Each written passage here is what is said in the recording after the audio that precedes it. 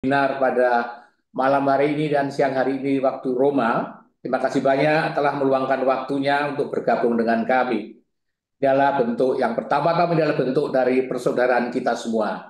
Sekali lagi kami ucapkan banyak terima kasih. Hari ini kita memang sengaja mengadakan webinar. Ya, kemarin beberapa hari lalu saya dengan Romo Markus juga diundang untuk ikut webinar sebuah organisasi pemuda lintas agama di daerah Tangerang sana, Banten, Lafaz. Dan pada waktu itu saya sampaikan bahwa dalam setiap kali pertemuan para duta besar di Roma ini, ya, dengan banyak duta besar, saya selalu ditanya oleh mereka, mengapa Paus mengunjungi Indonesia? Pertanyaan itu yang pertama kali dulu yang bertanya adalah duta besar Australia pada saya. Dan kemudian duta besar yang lain, ASEAN, India, dan banyak Mesir pada bertanya, kenapa Indonesia? Pada waktu ditanya itu saya juga mikir, kenapa Indonesia? Artinya saya juga bertanya. Tapi kemudian akhirnya saya juga bisa menjawab. Indonesia memang dipilih, ya, ini tadi disampaikan oleh Markus, Indonesia menjadi negara ke-66 yang dikunjungi Paus Fransiskus. Jadi sudah selama 11 tahun ini. Tidak semua negara, Tata Suci Vatikan sekarang ini menjalin hubungan dengan 184 negara. 184 negara. Sampai saat ini hanya baru 66 negara yang dikunjungi, termasuk Indonesia nanti. Artinya baru sepertiga. Ya, dari sepertiga dari 184 itu. Artinya apa lagi? Artinya bahwa Indonesia memang dipilih jadi yang terpilih. Kenapa Indonesia? Pertanyaan tadi yang disampaikan, yang diajukan pada saya berapa kali. Karena Indonesia memang menjadi contoh oleh Paus Fransiskus dijadikan sebagai contoh. Indonesia yang memiliki Pancasila, Indonesia yang memiliki Bhinneka Tunggal Ika, Indonesia yang memegang teguh kegotong royongan. Itu menjadi contoh yang baik, meskipun kita akui bahwa di kita selain ada dinamika politik juga persaudaraan yang itu sangat wajar, tetapi dibandingkan dengan banyak negara lain, kita relatif dapat dikatakan rukun. Itu yang menjadi contoh. Jadi Paus Fransiskus yang terkenal dengan ensiklik Fratelli Tutti-nya, semua saudara, yang dikenal dengan deklarasi Abu Dhabi bersama Imam Besar Al-Azhar, yang sangat menekankan, menjunjung tinggi dan mendorong persaudaraan, menjadikan Indonesia sebagai contoh bersaudara itu. Jadi tentu kunjungan Paus ke Indonesia, tentu dalam rangka itu yang pertama-tama. Inilah kunjungan persaudaraan. Semua saudara, Fratelli Tutti. Mengutip yang dikatakan oleh Santo Fransiskus Assisi, yang kemudian menjadi nama Paus Fransiskus ini. Semua saudara. Inilah yang menjadi yang paling penting. Semua itu kita saudara. Siapapun mereka, latar belakangnya apapun juga itu adalah saudara. Kita saudara sebangsa setanah air. Dan Paus datang ke Indonesia untuk menengok saudara-saudaranya. Tidak, makanya selalu tidak hanya penting bagi umat Katolik. Meskipun Paus Fransiskus adalah pimpinan tertinggi umat Katolik, tapi juga penting bagi seluruh bangsa Indonesia. Karena adalah saudara. Inilah kunjungan kalau bagi umat Katolik adalah kunjungan seorang pemimpin pada uh, gembala pada dombanya, tapi sebagai seorang kepala negara, itulah kunjungan diplomatik. Inilah kunjungan apostolik dan diplomatik dari Paus Fransiskus Indonesia. Saya rasa dalam konteks inilah kita mesti melihat, seperti yang hari ini kebetulan saya nulis di Kompas, artikel saya di Kompas hari ini yang menjelaskan tentang diplomasi Vatikan. Ya, kebetulan hari ini tadi diplomasi Vatikan. Diplomasi Vatikan adalah diplomasi yang sangat-sangat berbeda dengan diplomasi negara-negara lain. Ya, karena tidak ada di sana kepentingan ekonomi, tidak ada di sana kepentingan politik, tidak ada di sana kepentingan militer.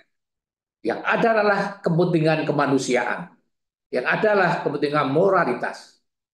Maka kemanusiaan, humanisme, moralitas, etika, perdamaian, itu yang selalu dikampanyekan oleh Paus. Dalam setiap pertemuannya selalu itu.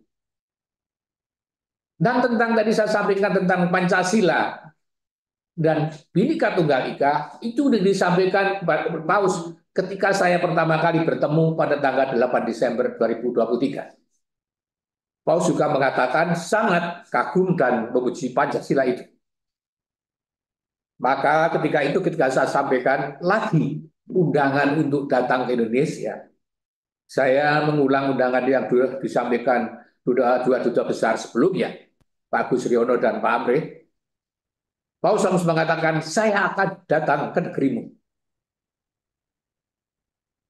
Itu yang disampaikan Paus pada waktu itu. Dan sebentar lagi janji itu akan tergenapi, maka itu kita bersama di sini berbicara tentang bagaimana memaknai kunjungan itu. Apa artinya bagi kita semua? Tadi sampaikan kunjungan persaudaraan itu apa artinya bagi kita semua? Tentu yang bersama adalah tujuannya mempererat persaudaraan.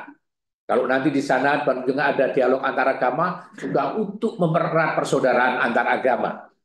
Perbedaan memang ada, tidak bisa dipungkiri. Tapi bukan perbedaan itu yang perlu ditonjol-tonjol adalah persamaannya. Dari kebersamaan itu yang menjadi sangat penting. Seperti yang berulang kali selalu ditulis dengan gaya yang sangat lincah dan nakal oleh Profesor Sumanto Kurtubi ini. Ya, ini kan kadang-kadang menulisnya kan juga sangat wah menari-nari ke sana kemari bagi orang yang tidak biasa bisa panas-panas telinganya itu baca. Tapi saya menikmati Prof dan juga kemudian Profesor Kumarudin dengan gaya yang lain selalu mendorong persatuan, selalu mendorong kemanusiaan dan sebagainya, serta Mbak Yeni yang bergerak di bidang kemanusiaan, dan tentu Profesor Safik dengan Muhammadiyahnya, dan Romo Mujiur Tri di Purwokerto yang wilayahnya juga sangat beragam. Tentu semuanya menjalankan tugas masing-masing untuk persatuan itu. Sekali lagi, terima kasih banyak para pembicara, terima kasih banyak telah meluangkan waktunya, dan juga semua saja yang terlibat dalam dan ikut serta dalam webinar pada malam hari ini, pada siang hari ini. Kami seluruh staf KBRI Vatikan Tata Suci mengucapkan banyak terima kasih. Mari kita berdiskusi bersama menyambut kedatangan Paus Fransiskus. Terima kasih.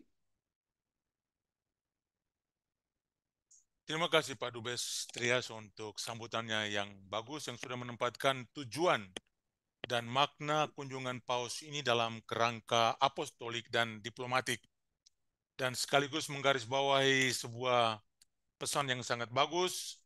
Paus datang ke Indonesia untuk bertemu dengan saudara dan saudarinya, dengan kita semua, karena kita semua ini walaupun berbeda bersatu di dalam kemanusiaan dan rasa kemanusiaan. Oleh karena itu, kita semua bersaudara sebagai manusia, dan Paus pun adalah saudara kita. Kita bergerak ke pembicara yang pertama. Jadi, Bapak, Ibu, Saudara-saudari, pembicara kita ini ada 7, tetapi jangka waktu bicara mereka itu sangat singkat, kasihan sekali, hanya 10 menit. Oleh karena itu kami putuskan untuk memberikan mereka floor atau waktu untuk berbicara dari pembicara pertama sampai pembicara ke-7. Setelah itu baru kita membuka sesi tanya jawab dan diskusi. Kita mulai dengan pembicara pertama. Saya cek sekali lagi apakah Gus Ulil sudah ada di sini. Sudah siap, Romo. Oh, luar biasa, Gus. Wah, bukan lagi di Vatikan, sudah kembali ke Indonesia ini. Jadi, Bapak, Ibu, Saudara-saudari, kita semua sudah mengenal Bapak Ulil atau dikenal sebagai Gus Ulil. Beliau ini seorang tokoh muda NU yang tidak asing lagi bagi masyarakat Indonesia. Sudah tua, Romo. Rambutnya saja yang putih. Kemarin saya sempat raba rambutnya di Vatikan itu. Beliau didaulatkan untuk hadir di sini mewakili Ketua Umum PBNU Pak Yahya Stakuf yang tidak berkesempatan hadir oleh karena beberapa halangan.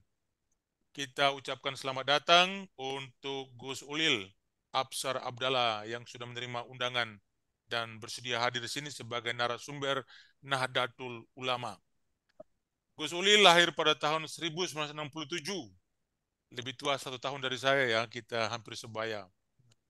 Riwayat pendidikan S2 Religion Department Boston University di USA, lalu Fakultas Syariah Lipia Lembaga Pengetahuan Islam dan Arab di Jakarta, Madrasah Matulil Falah Kajen Pati Jawa Tengah, Pesantren Mansajul Ulum Cebolek Pati Jawa Tengah.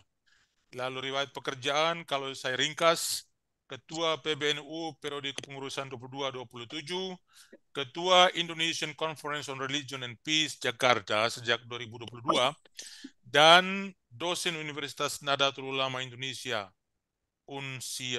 Unusia Jakarta. Ya, beliau juga sangat aktif menulis dan menyebarkan tenaga-tenaga positif melalui tulisan-tulisannya yang dikagumi oleh banyak orang, oleh kalangan luas. Belum lama ini, Gus Ulil bersama istrinya tercinta, Ibu Yenas, datang ke Vatikan, dan beliau mengaku setiap pagi beliau selalu datang ke lapangan Santo Petrus, jalan-jalan sehat. Jadi saya kagum karena beliau itu datang ke Vatikan untuk menjadi sehat di Vatikan. Ya. Beliau mencari angin sehat di Vatikan dan menjadi sehat. Terima kasih sudah memberikan kesaksian positif tentang Vatikan. Kalau Gus Ulil datang ke Vatikan untuk mencari angin sehat, Paus datang ke Indonesia untuk mencari angin yang model gimana, nanti Pak Ulil atau Gus Ulil akan bisa memberikan satu komen atau statement di dalam paparannya nanti. Tetapi sebenarnya apa arti kunjungan Paus ini untuk Nahdlatul Ulama, sebuah organisasi massa Indonesia yang sudah sangat lama membentuk Islam Indonesia, memberikan wajah Islam Indonesia dan mempunyai relasi dengan Vatikan yang sudah sangat lama.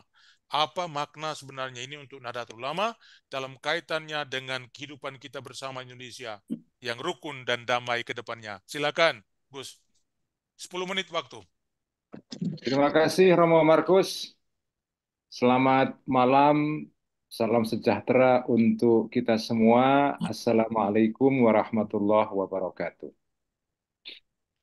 Yang saya hormati Duta Besar kita di Tahta Suci Vatikan, Mas Trias Kuncahyono, yang saya hormati Romo Markus Solo SVD, yang saya hormati para pembicara-pembicara yang luar biasa pada malam hari ini. Tidak bisa saya sebut satu persatu, semuanya adalah pembicara-pembicara yang hebat. Eh, karena waktunya pendek, saya akan langsung masuk kepada tema yang menjadi pembahasan atau pembicaraan kita pada malam hari ini. Pertama-tama, terima kasih undangan dari Kedutaan Vatikan di Jakarta untuk saya terlibat di dalam percakapan pada malam hari ini untuk menyambut kedatangan Sri Paus pada bulan September mendatang.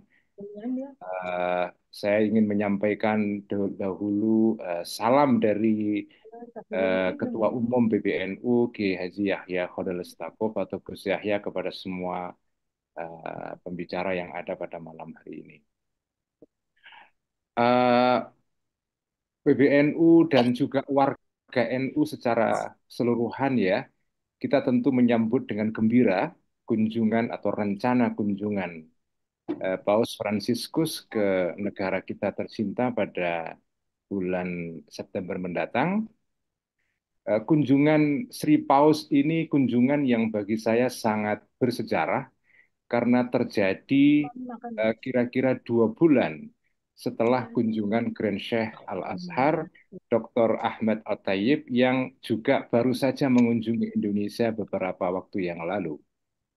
Ini sesuatu yang bagi saya luar biasa, koinsidensi atau kebetulan, tetapi yang sangat betul sekali.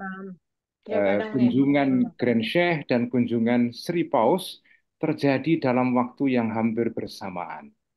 Dan kebetulan saja Grand Sheikh dan Paus Fransiskus pada tahun 2019 menandatangani suatu dokumen yang sangat bersejarah, yaitu dokumen tentang persaudaraan kemanusiaan untuk perdamaian dunia. Ya, Saya tidak tahu kok bisa kunjungan ini terjadi secara berurutan itu Mas Trias ya. Apakah ini divine providence, campur tangan ilahi ya. Ya, sebagai orang beriman kita percaya kepada divine providence. Tapi bagi saya ini sesuatu yang luar biasa. Kok bisa kunjungan dua pemimpin agama besar di dunia ini ke Indonesia terjadi di tahun yang sama dalam rentang waktu yang saling berdekatan. Ini luar biasa. Itu yang pertama. Grenche Yang dari UE kedua, ini Emirat Arab itu yang yang salah kedua, saya ingin mengatakan bahwa kunjungan ini terjadi dalam situasi yang tepat. Jadi sekarang ini di dunia, termasuk di dunia Islam sendiri, ada, kalau memakai istilahnya Romo Markus tadi, ada angin yang berhembus dan angin ini tidak bisa ditolak. Angin ini berhembus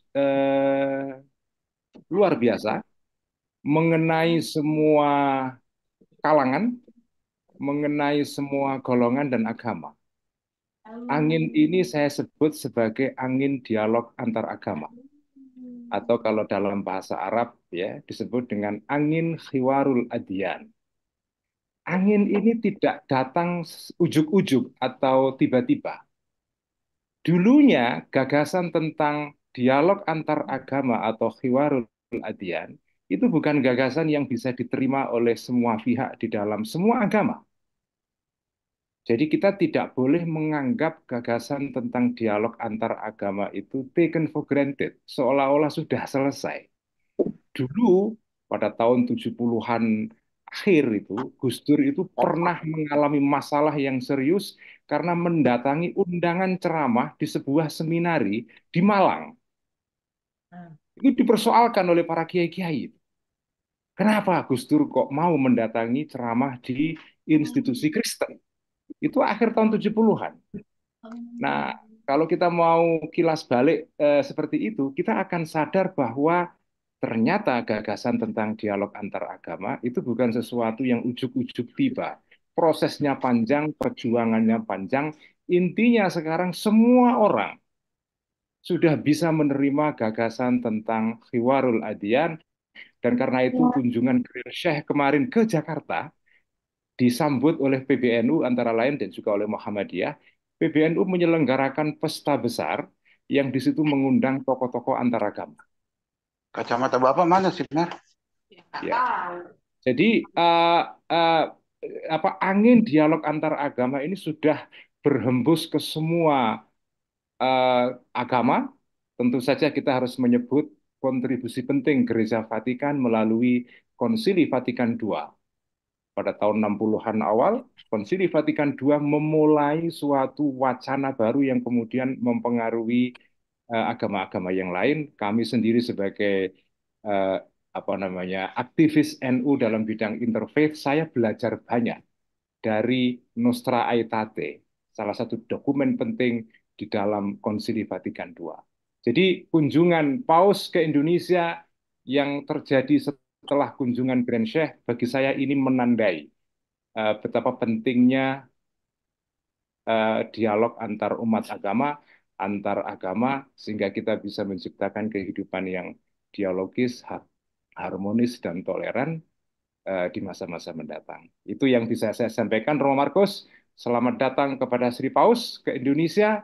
Kami warga NU dan warga Nahdliyin menyambut dengan kegembiraan. Terima kasih. Selamat malam. Wassalamualaikum warahmatullahi wabarakatuh. Terima kasih banyak Gus Ulil, paparannya yang sangat-sangat singkat tetapi padat isinya dengan gambaran-gambaran simbolik yang luar biasa, terutama menggunakan istilah angin kiwarul adian. Jadi ini sebuah peristiwa yang tidak bisa kita elakkan ya, istilah itu kita bisa pakai karena ada sesuatu yang urgent di dalam negara kita barangkali. Dan kunjungan bisa dilihat dalam terang divine providence ya, dua tokoh besar yang pernah menandatangani sebuah dokumen yang mendahului peristiwa ini. Jangan-jangan akan terjadi sesuatu lagi yang juga seperti Abu Dhabi. Mudah-mudahan. Terima kasih atas keterbukaan NU untuk menerima Bapak Paus. Kita sambung dengan pembicara kedua kita pada malam hari ini adalah Monsignor Christophorus Triharsono. Minta maaf Monsignor, tadi kita kembali ke Gus Ulil karena beliau tiba-tiba datang. Ya, jadi terima kasih datang pada saat yang tepat.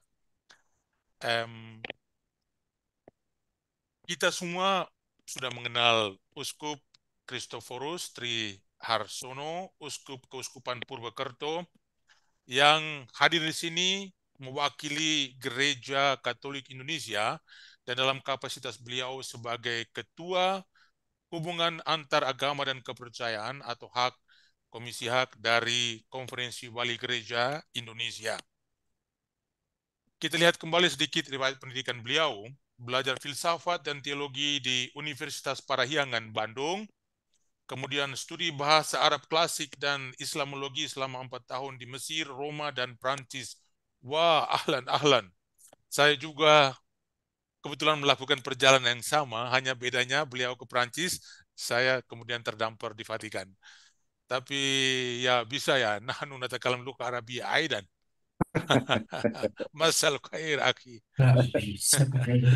Lalu tugas-tugas sebelumnya, beliau menjabat Direktur Seminari Menengah Stella Maris di Bogor selama 3 tahun, kemudian Rektor Seminari Tinggi Santo Petrus Paulus di Bogor selama 17 tahun, Masya Allah. Lalu Ketua Komisi HAK 3 periode dari 2001 sampai 2010. Tugas terakhir sebelum dipilih menjadi uskup, beliau diangkat menjadi Vikaris Jenderal Keuskupan Bogor dan selama 4 tahun. Kemudian dosen Fakultas Filsafat Universitas Parahyangan, Ketua Pengawas Yayasan Unpar Universitas Parahyangan, anggota FKUB Jawa Barat, dan sekarang Uskup Keuskupan Purwokerto mulai Oktober 2018 sekaligus Ketua Komisi HAK KWI Nasional Indonesia. Saya boleh menyampaikan satu kabar baik bahwa dari observasi kita, karena kebetulan saya bekerja di kantor pusat dialog antar umat beragama di Tata Suci Vatikan, saya boleh mengatakan bahwa Komisi HAK KWI adalah satu komisi yang betul-betul sangat aktif di kawasan Asia dan Pasifik. Dan ini karena berkat kerja keras juga dari Monsignor Tri dan juga Romo Heribo bersama staf di HAK KWI. Dan persiapan acara dialog bilateral di Masjid Istiqlal nanti tentu saja melibatkan hubungan atau komisi HAK dari KWI, di mana Uskup Tri juga salah satu anggota aktif di sana. Dan mungkin ada hal-hal yang akan disampaikan juga di dalam paparannya nanti yang berkaitan dengan pentingnya kunjungan Paus Fransiskus ini untuk Gereja Katolik dalam kaitannya dengan hubungannya dengan umat beragama lain. Saya juga senang sekali karena tadi Gus Ulil menyinggung pentingnya dokumen Nostra Aetate. Dokumen ini yang menjadi dasar pijakan dan orientasi kami Gereja Katolik. Ya, Monsignor Tri, waktu dan kesempatan kami berikan 10 menit. Terima kasih. Terima kasih atas waktunya. Assalamualaikum warahmatullahi wabarakatuh.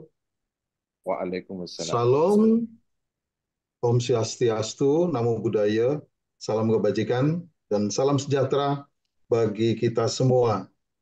Dan yang saya hormati Romo Markus, lalu Duta Vatikan, yaitu Bapak Trias, dan juga kepada para profesor, doktor, semua yang luar biasa, tadi dengan juga Pak Ulil Abdallah, dulu sahabat saya, tapi sekarang sudah lupa mungkin.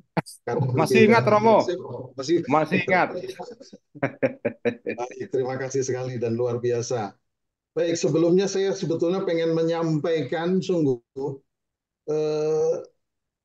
makna nanti akan rapat sekali, dan ini malah justru menjadi poin-poin yang sebenarnya mempelajari dari seluruh dunia.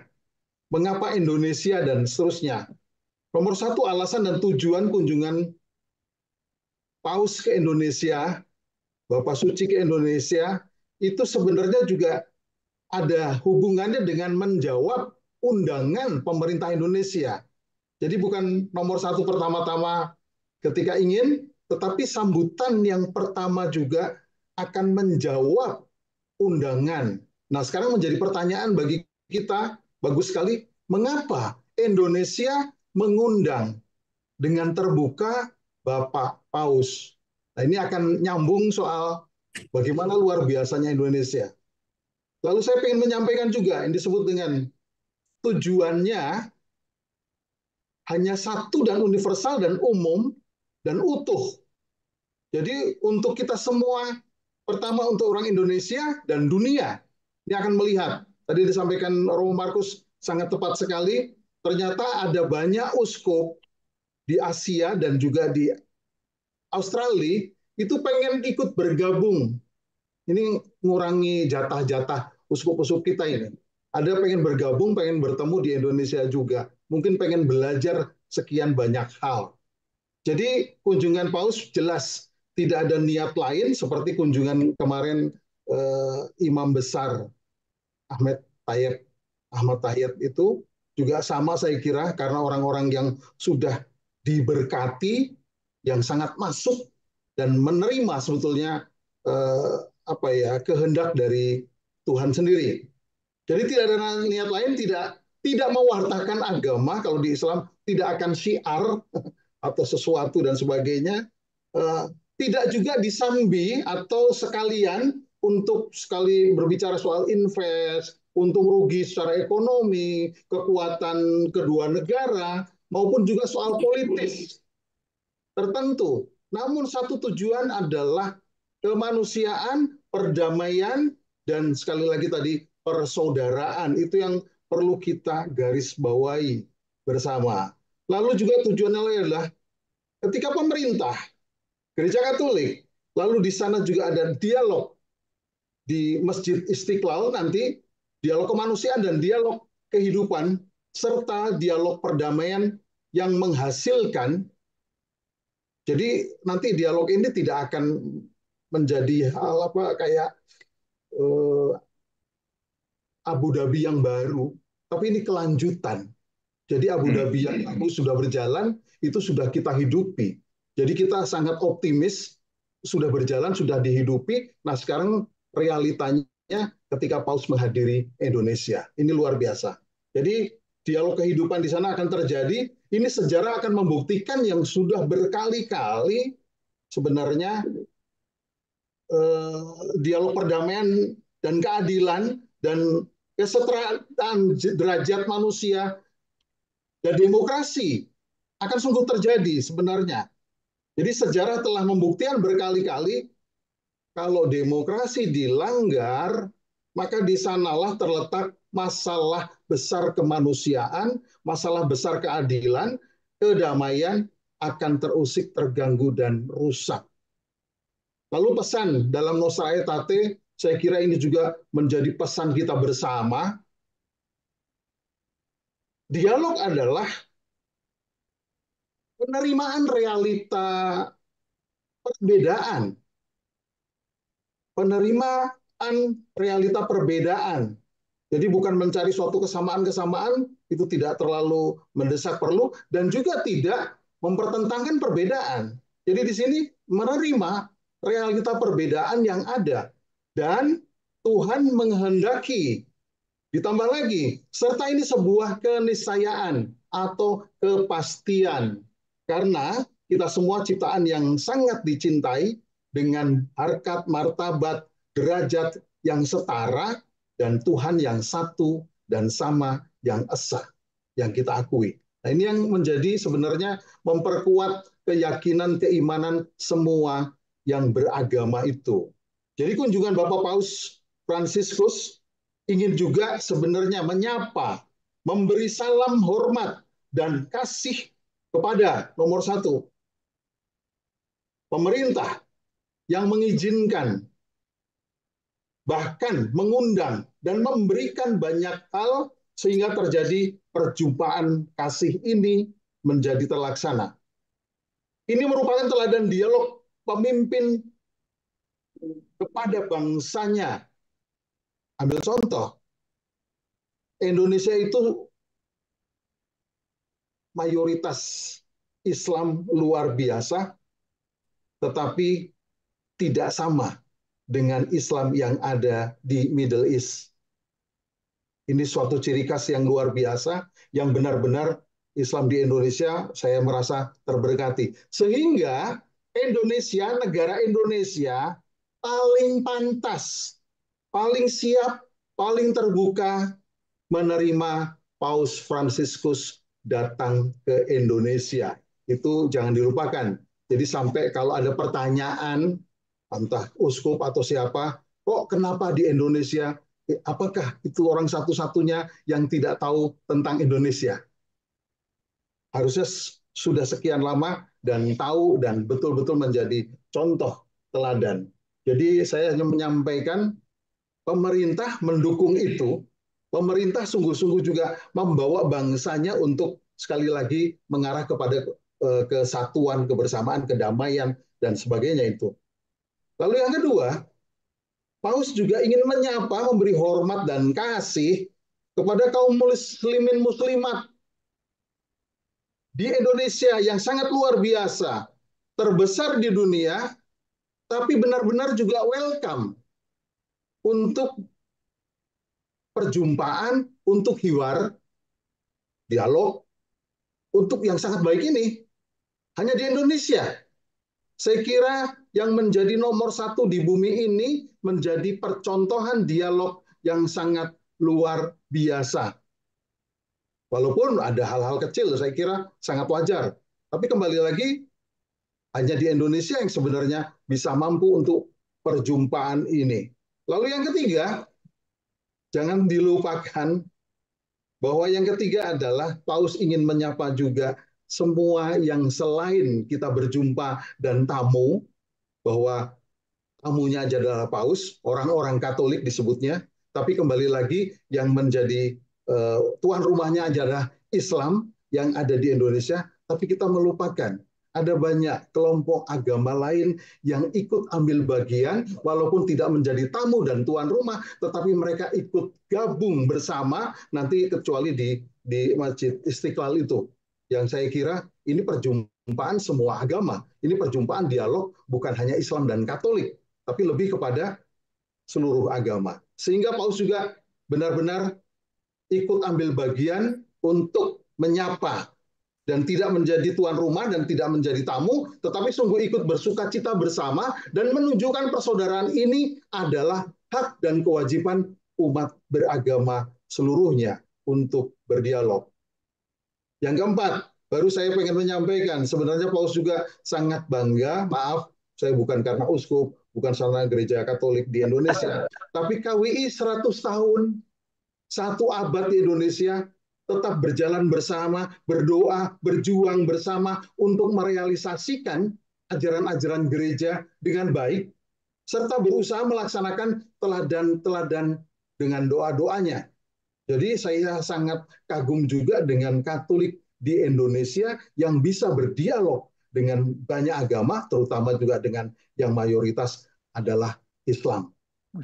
Lalu juga Paus mengucap syukur, tarekat religius imam-imam Katolik Indonesia banyak yang dikirim dan siap membantu pelayan kasih di mancanegara di seluruh pelosok dunia.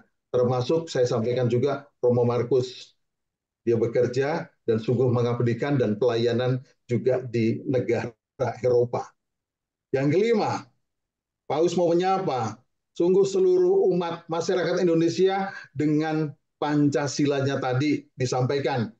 Menjadi NKRI yang dengan semangat, dengan harga mati, dan persatuan dan dialognya menjadi contoh bagi seluruh dunia. Yang tadinya eksklusif menjadi inklusif.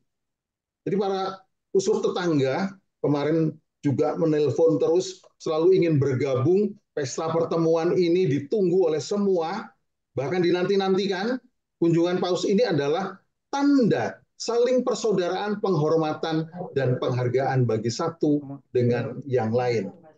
Maka yang keenam, jelas menyapa seperti tadi Bapak Duta mengatakan, sebagai sahabat, tetapi di sini kalau untuk orang yang Kristiani sebagai bapak dan anak.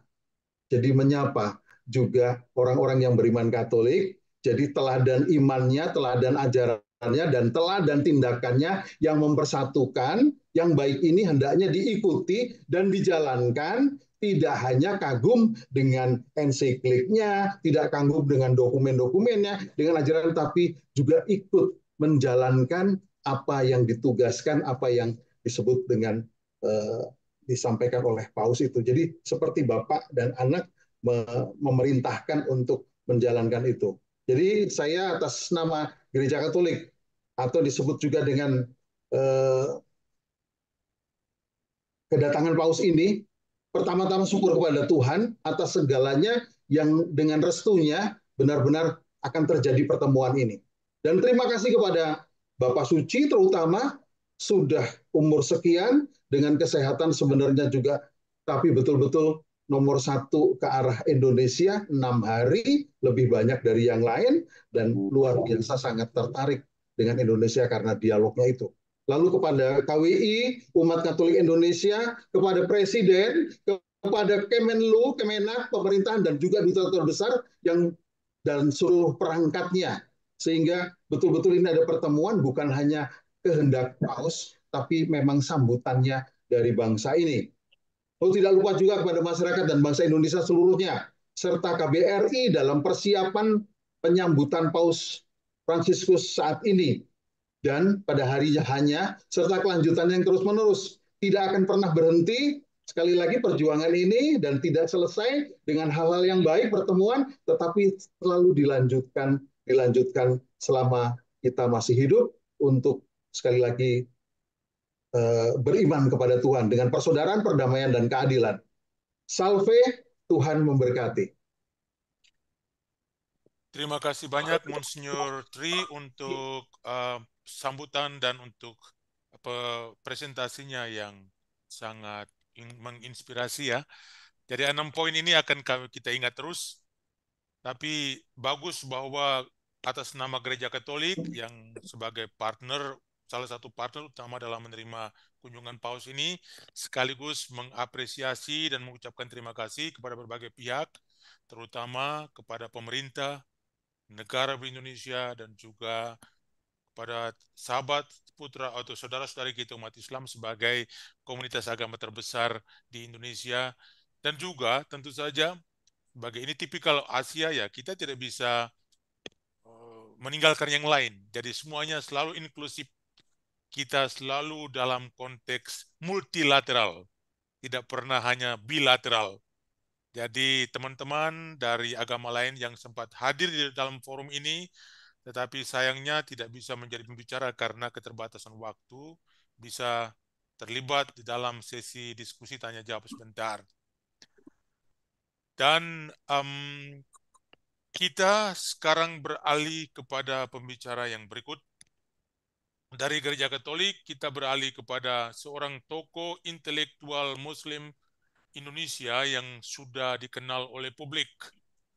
Kiprahnya yang panjang dan sangat berarti di dunia pendidikan dan publikasi sudah banyak memberikan kontribusi terhadap pencerahan dan kematangan bangsa, dunia jurnalisme, dan intelektualisme. Kita sambut bersama Profesor Dr. Komarudin Hidayat. Kelahiran Magelang tahun 1953, jadi saat ini umurnya sudah lebih dari 70 tahun, 71. Tapi kelihatannya masih muda. Ya. Dan beliau ya dari pendidikan, setelah pendidikan dasar, menengah, hingga universitas di Indonesia, khususnya di level universitas, beliau menekuni ilmu usuluddin atau ilmu tauhid atau ilmu kalam pada Universitas Syarif Hidayatullah Jakarta. Beliau melanjutkan program S2 bidang filsafat di Timur Tengah, Technical University di Ankara, Turki, lalu melanjutkannya lagi dengan program penelitian postdoktoral di McGill University, Kanada, dan juga di Hartford Seminary, Connecticut, USA.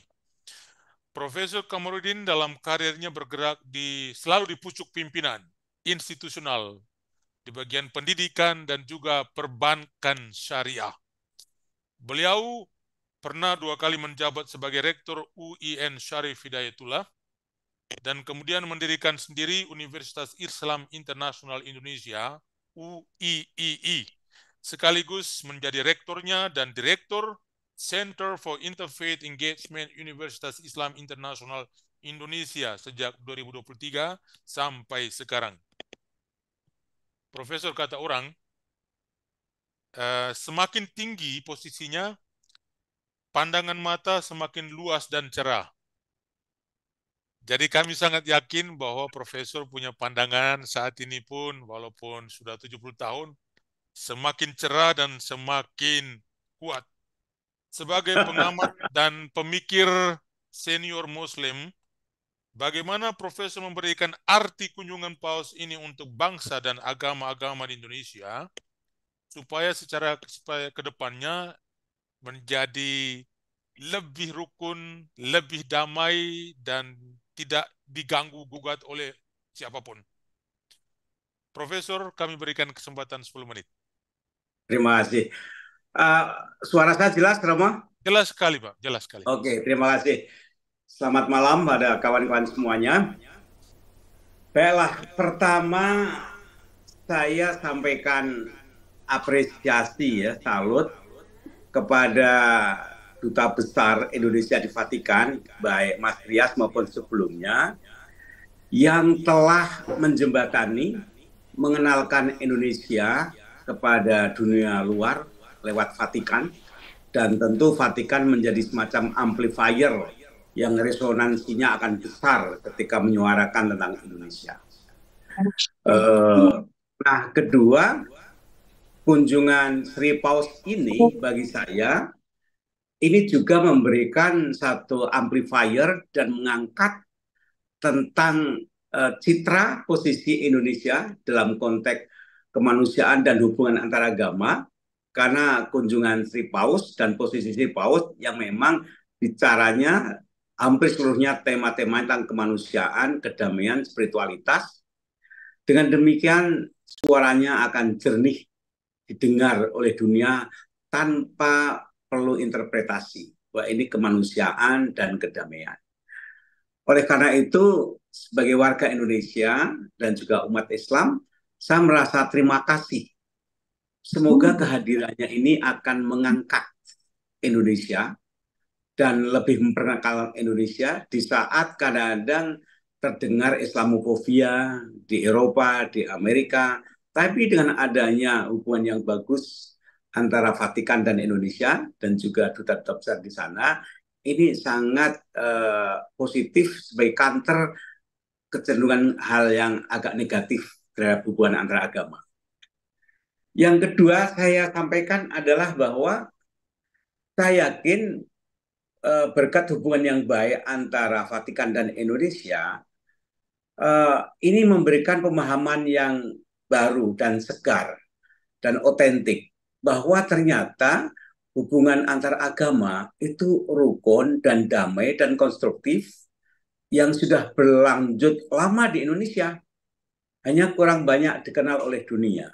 Nah, dengan kunjungan ini dunia akan lebih kenal.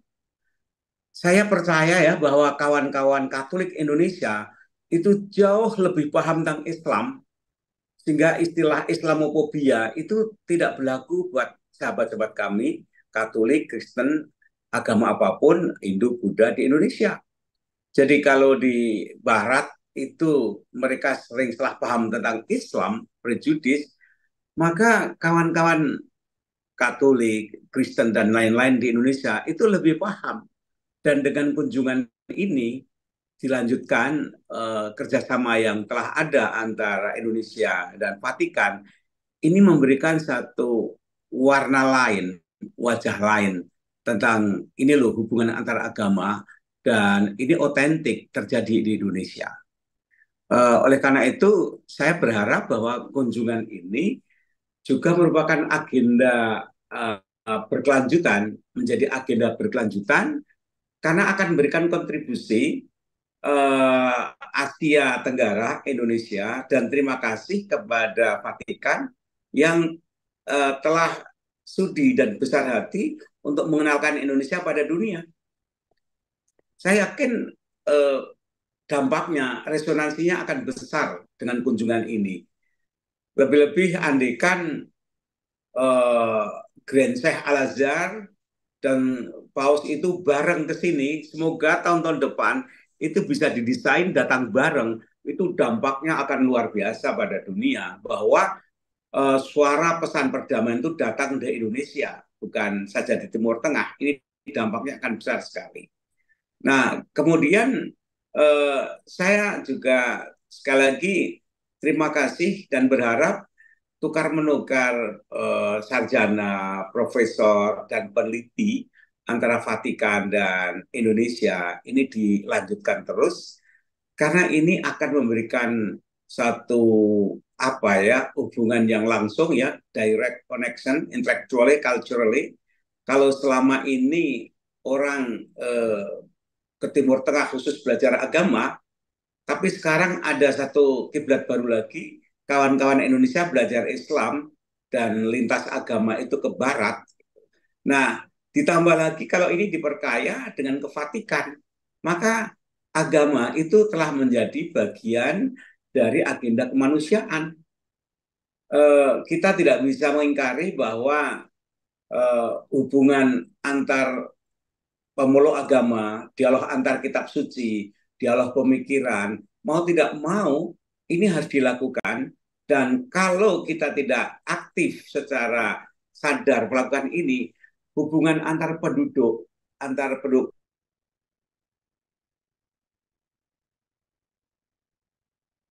Profesor, suaranya hilang. Profesor, minta maaf, suaranya hilang.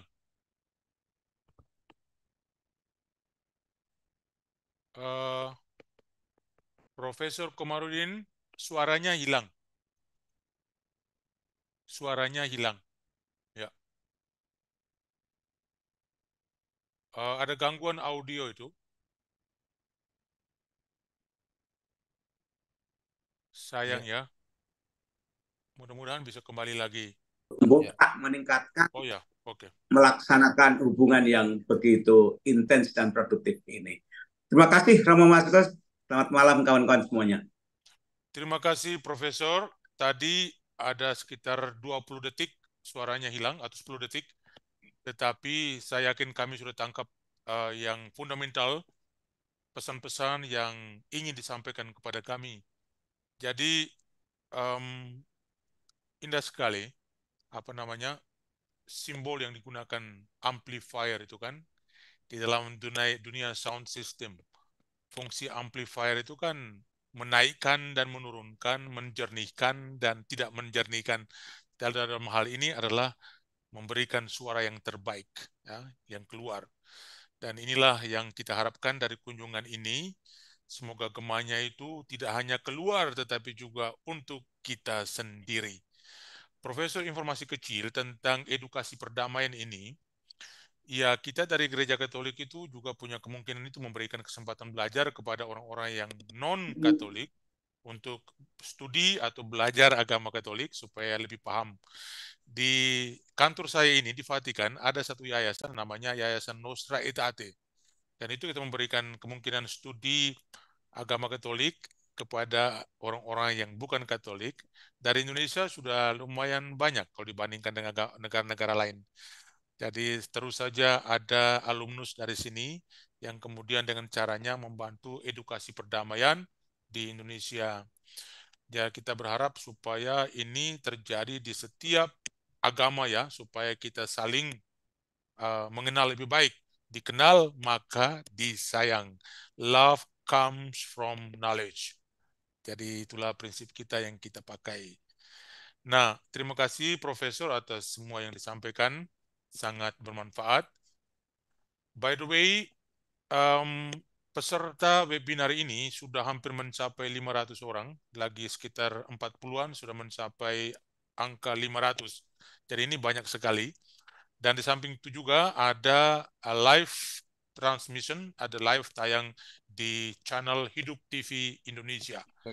Jadi webinar ini diikuti oleh banyak orang. Nah, dari sini kita bergerak kepada pembicara yang berikut. Adalah seorang biarawati Katolik, ya, seorang perempuan yang membaktikan dirinya untuk gereja, ya, untuk pelayanan kepada manusia dan pelayanan kepada Tuhan dengan jalan tertentu di dalam sebuah ordo tertentu.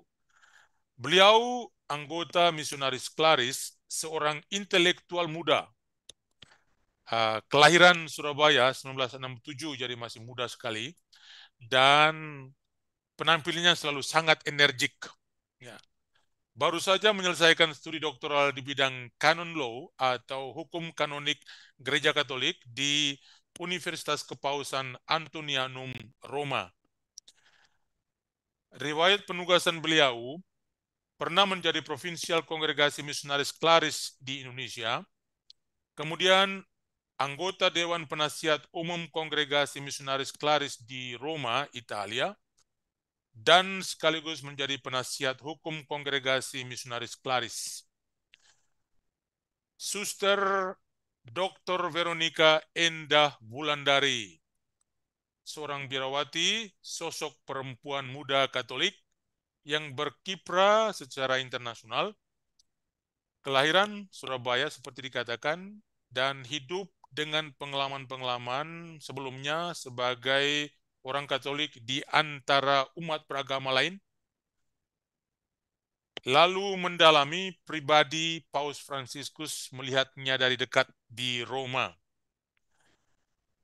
Inilah makna kunjungan Paus Fransiskus ke Indonesia menurut Suster Dr. Veronica Endah Wulandari, yang sekaligus adalah anggota Erika di Roma dan juga anggota Rehat Persekutuan Indonesia di Roma. Suster Vero, yang kami kenal dan kami panggil secara akrab. Waktu 10 menit kami berikan kepadamu. Silakan. Terima kasih, Pater Markus. Perlu diralat. Tadi katanya masih muda sekali, sudah tidak muda sekali. Oh, begitu. Kurang lebih saya dengan Pak Ulil juga hampir sama ya, Pak Ulil ya. Iya, Tadi Pak Ulil mengatakan tidak muda lagi, maka sekarang saya juga mengatakan saya tidak muda lagi. Tapi spirit harus tetap muda. Terima kasih atas kesempatan ini. Yang pertama kepada Pak Trias. Dan untuk membuka bagian saya ini, saya ingin mengucapkan terima kasih kepada pemerintah Indonesia atas terselenggaranya kunjungan Paus yang kita nantikan sejak tahun 2020 dulu. Saya sudah mengenal yang ketiga ini Duta Besar Indonesia untuk Holy See sejak Pak Agus dulu sudah menantikan dan akhirnya sekarang baru dapat tercapai. Dan terima kasih kepada pemerintah Indonesia sekali lagi dan juga kepada semua orang yang terlibat secara aktif dengan doa, dengan material, dan saya juga mendengar bahwa ini tidak hanya dari orang Katolik saja, luar biasa. Karena memang Paus ini adalah bukan hanya tokoh dari agama Katolik, tetapi tokoh kemanusiaan yang dikenal oleh semua di dunia ini.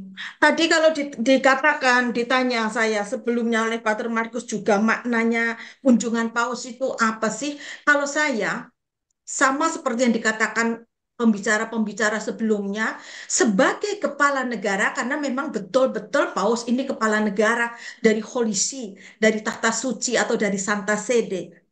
Misi dari semua pemimpin negara adalah menjaga perdamaian dan keadilan, tidak hanya untuk negaranya, tetapi juga untuk dunia.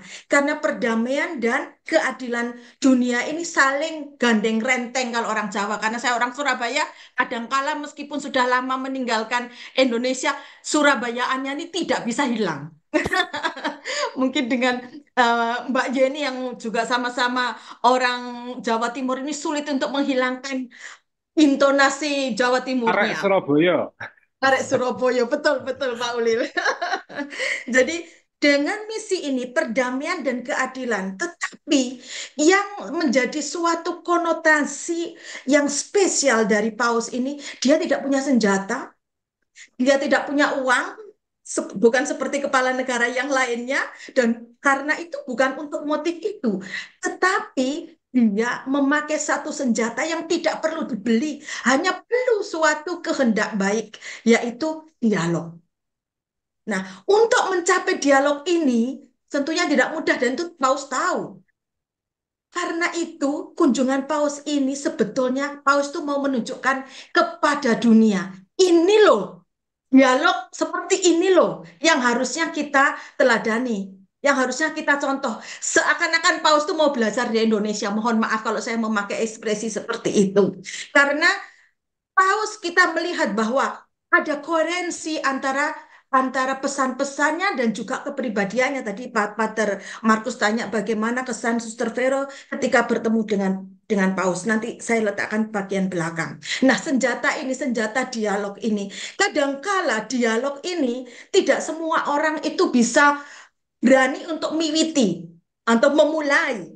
Kadangkala dialog juga kita mengerti hanya dialog secara dialog doktrinal. Tidak cukup. Bahkan kadangkala sulit untuk dicapai suatu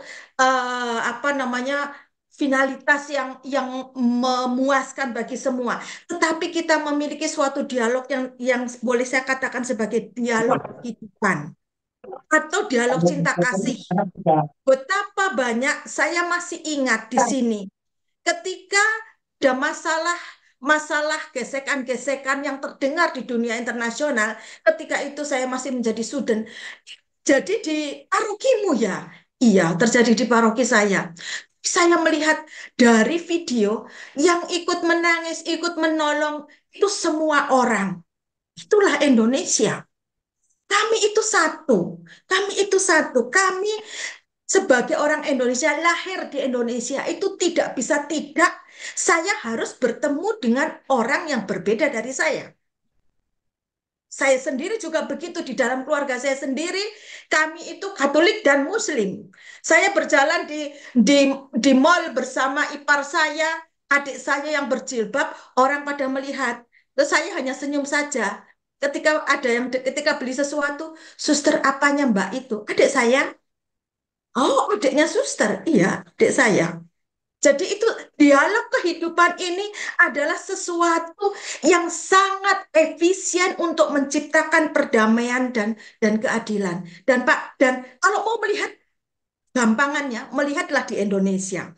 Nah, tapi dialog ini kita juga sebetulnya sudah memiliki dua nilai moral yang selalu dikumandangkan oleh Paus.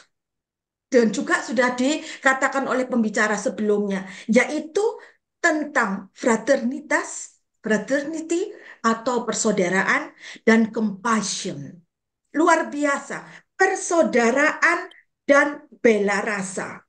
Bela rasa, persaudaraan dulu. Ya, persaudaraan dulu. Ketika kita memulai untuk dialog, tidak mungkin tidak kalau tidak ada rasa saling percaya. Hilangkanlah rasa saling tidak percaya di antara kita. Romantisnya kan seperti begitu ya. Seperti katakan tadi Pater Markus, ada yang kalau mau belajar agama Katolik silahkan, beliau bisa memfasilitasi. Begitu juga saya melihat beberapa suster bahkan sekolah itu di universitas Muslim. Ya, karena kita ini bersaudara, udara yang Tuhan berikan kepada kita tidak hanya untuk agama tertentu, bukan pribadi tertentu, untuk semua. Kalau kita ini putra-putri dari Tuhan Allah yang Esa, Pancasila luar biasa, sila pertama ketuhanan yang Maha Esa. Kalau teman-teman saya mengatakan 5 poin penting filsafat Indonesia itu luar biasa, tetapi mereka tidak bisa menyebut Pancasila, mereka menyebutnya Pancasila. No, no, no, no. Pancasila. Oke, no, non è Pancasila, no, Pancasila. Luar biasa filsafat fundamental yang kita miliki ini.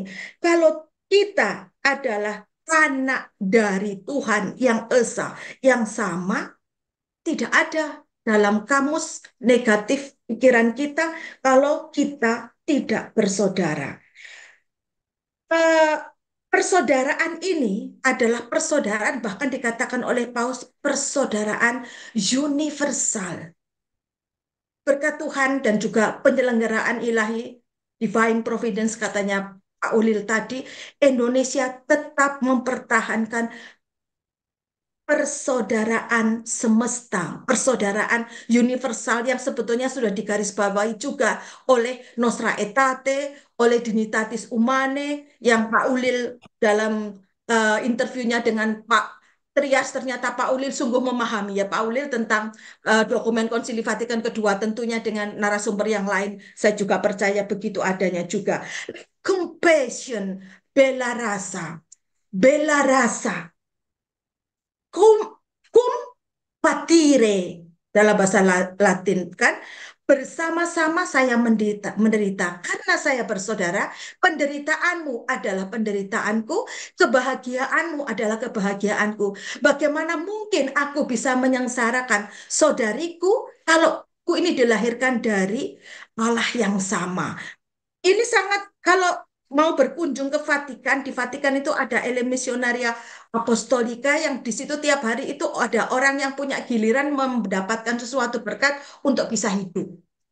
Mereka itu tidak hanya orang Katolik, tetapi semua saja tanpa kami tahu, setiap hari Senin tuh kami bekerja sama dengan Caritas, membuatkan sup ketika itu musim dingin, memberikan sesuatu yang segar ketika itu musim panas kepada siapa saja, dari yang kulit hitam sampai yang kulit putih.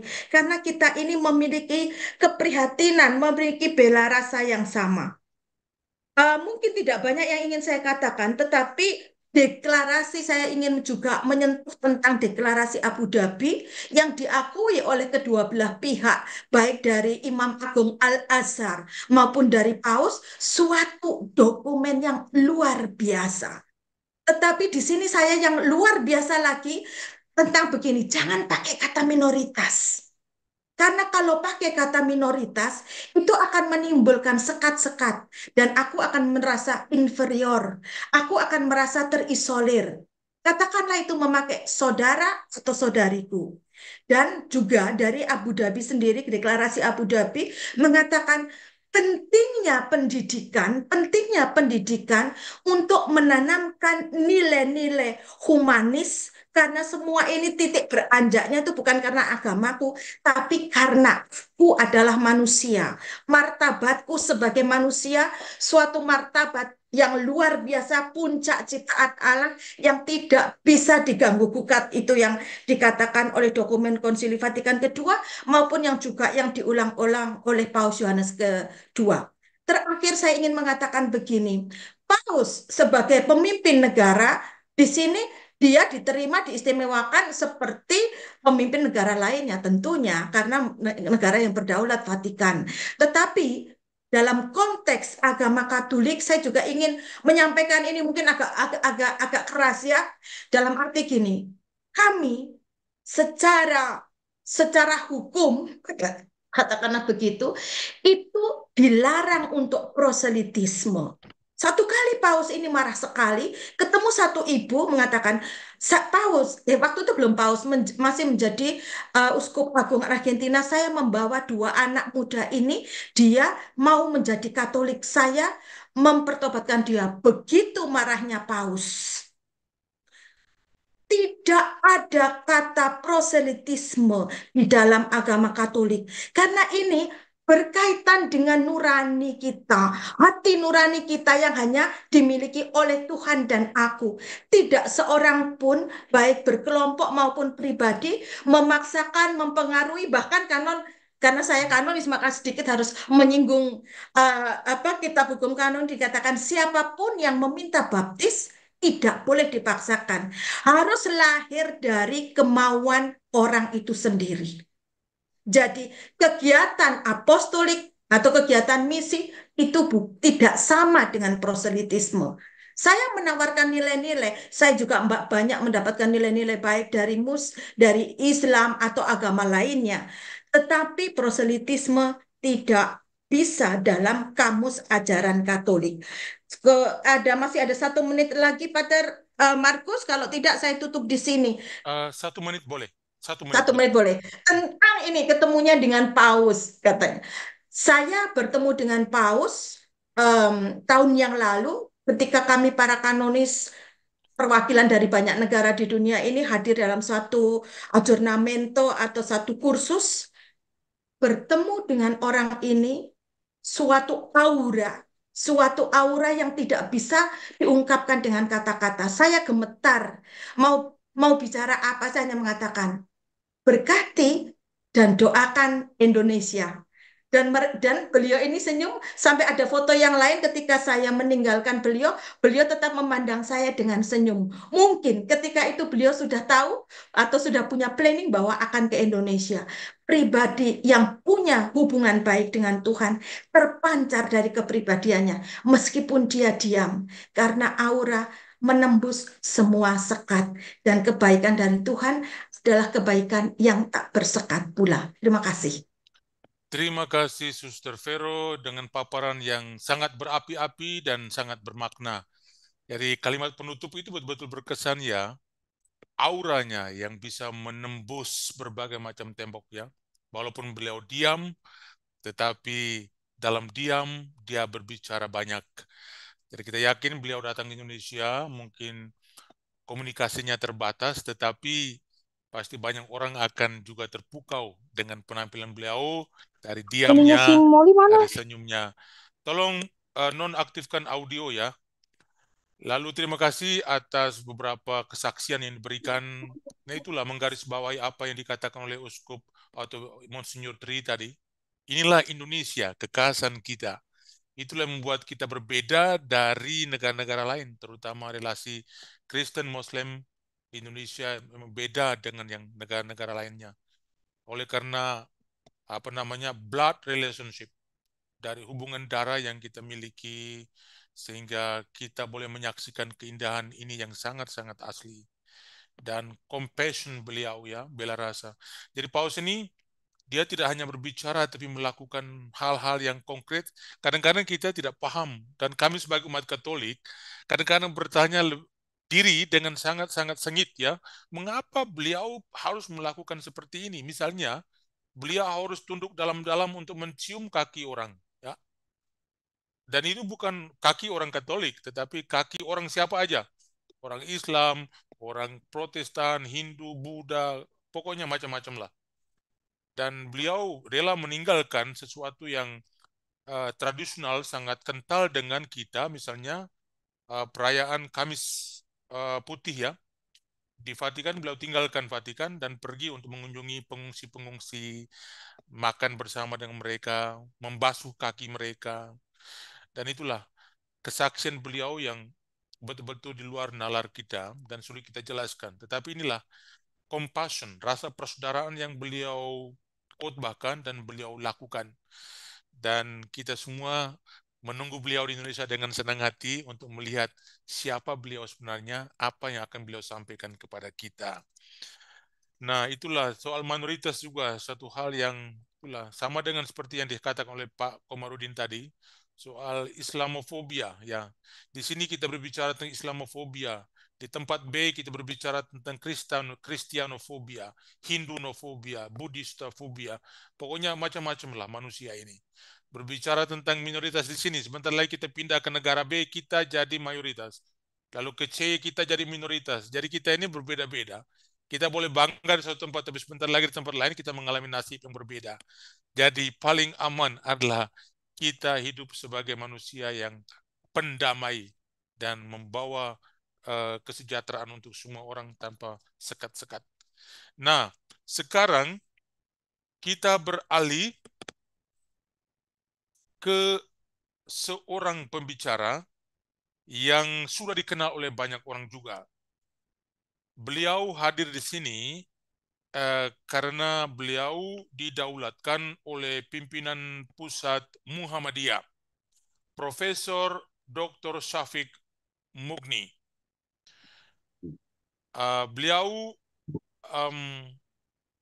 hadir di sini selain didaulatkan oleh pimpinan pusat, tetapi juga oleh karena kompetensi beliau sebagai orang yang membidangi hubungan internasional dan hubungan antar agama ke dalam dan keluar. Kami pernah bertemu di Roma beberapa saat yang lalu, beberapa tahun yang lalu. di dalam sebuah forum dialog yang diprakarsai oleh komunitas Katolik San Egidio di Roma. Dan juga beliau hadir di dalam kapasitas yang sama. Mungkin Dr. Reza Valeria Martano dari Desk Asia Pasifik San Egidio hadir di sini. Selamat malam, buonasera. Beliau fasih berbahasa Buonasera. Indonesia. Oh, buonasera. Oh, sei presente.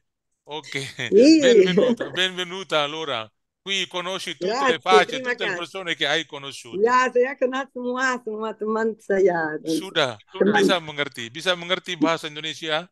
Boleh, pasti Oh, boleh. boleh ya. Nah, Bagus ya.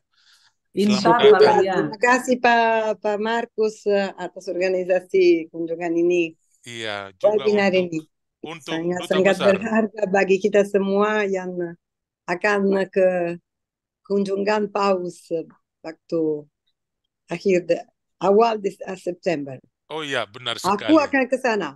Oh, Kita akan luar bertemu di biasa. sana semoga. Oh, iya, pasti bertemu Pak Dubes. Saya sendiri belum tahu, nasib saya belum tahu. Jadi nanti pasti bertemu Pak Dubes di Indonesia. Ya. Oke, terima kasih Dr. Reza. Sekarang kita mau memberikan kesempatan bicara kepada Profesor Syafiq. Profesor Syafiq Mukni menjalankan pendidikan dasar Islami di Jawa Timur, berlanjut hingga pada satu waktu meraih gelar doktor di Universitas Sunan Ampel, Surabaya. Gelar master dan doktor kedua beliau raih pada Universitas California, Los Angeles, United States. Sejak tahun 2005, Profesor Syafiq Mukni aktif pada pimpinan Universitas Muhammadiyah tingkat lokal di Jawa Timur dan juga pada Dewan Pimpinan Muhammadiyah Pusat. Beliau memperoleh jabatan spesial sebagai utusan khusus Presiden Republik Indonesia untuk dialog dan kerjasama antaragama dan antar peradaban tahun 2018-2019 dan Wakil Ketua Badan Pertimbangan Majelis Ulama Indonesia MUI dari tahun 2020 sampai 2025, artinya petahana. Profesor Mukni juga baru tahu adalah seorang pakar pemikiran wasatiyah di dalam konsep pemikiran Islam, konsep pemikiran moderasi, Islam moderat atau wasatiyah.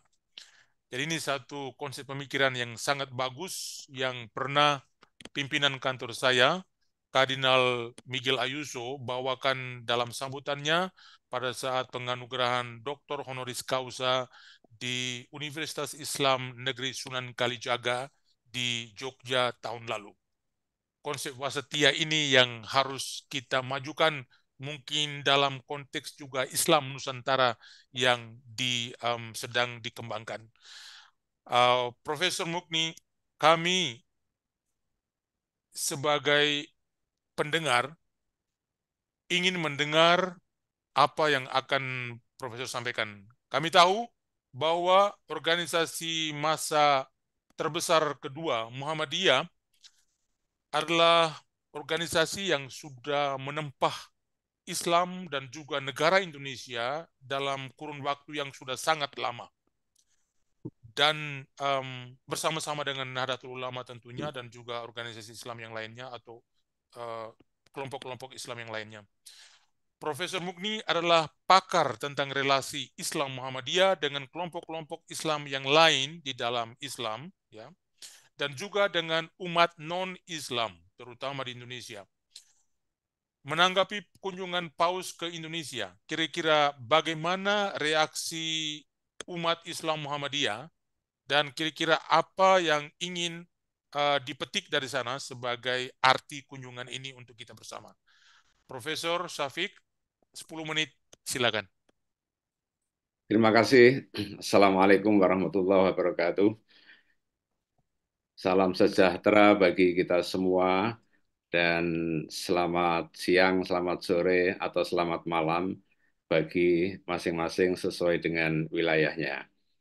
Terima kasih atas kesempatan ini dan tentu Muhammadiyah menyambut dengan gembira atas kedatangan Paus Fransiskus pada bulan September yang akan datang. Ini adalah sebuah kunjungan yang memiliki makna simbolik maupun substansif di dalam membangun persaudaraan kemanusiaan. Nah, saya masih sangat teringat apa yang dikatakan oleh Paus Fransiskus ketika bertemu di Vatikan. Di akhir dari sebuah pembicaraan saya mengatakan, please pray for us. Maka beliau mengatakan, yes, and please pray for us too. Nah, ini punya makna yang sampai sekarang saya ingat betul, bermakna bahwa sebagai umat Islam kita membutuhkan doa, membutuhkan apresiasi yang diberikan oleh orang di luar Islam, dan apa yang beliau katakan juga menandakan bahwa beliau juga membutuhkan sesuatu yang positif dari umat Islam.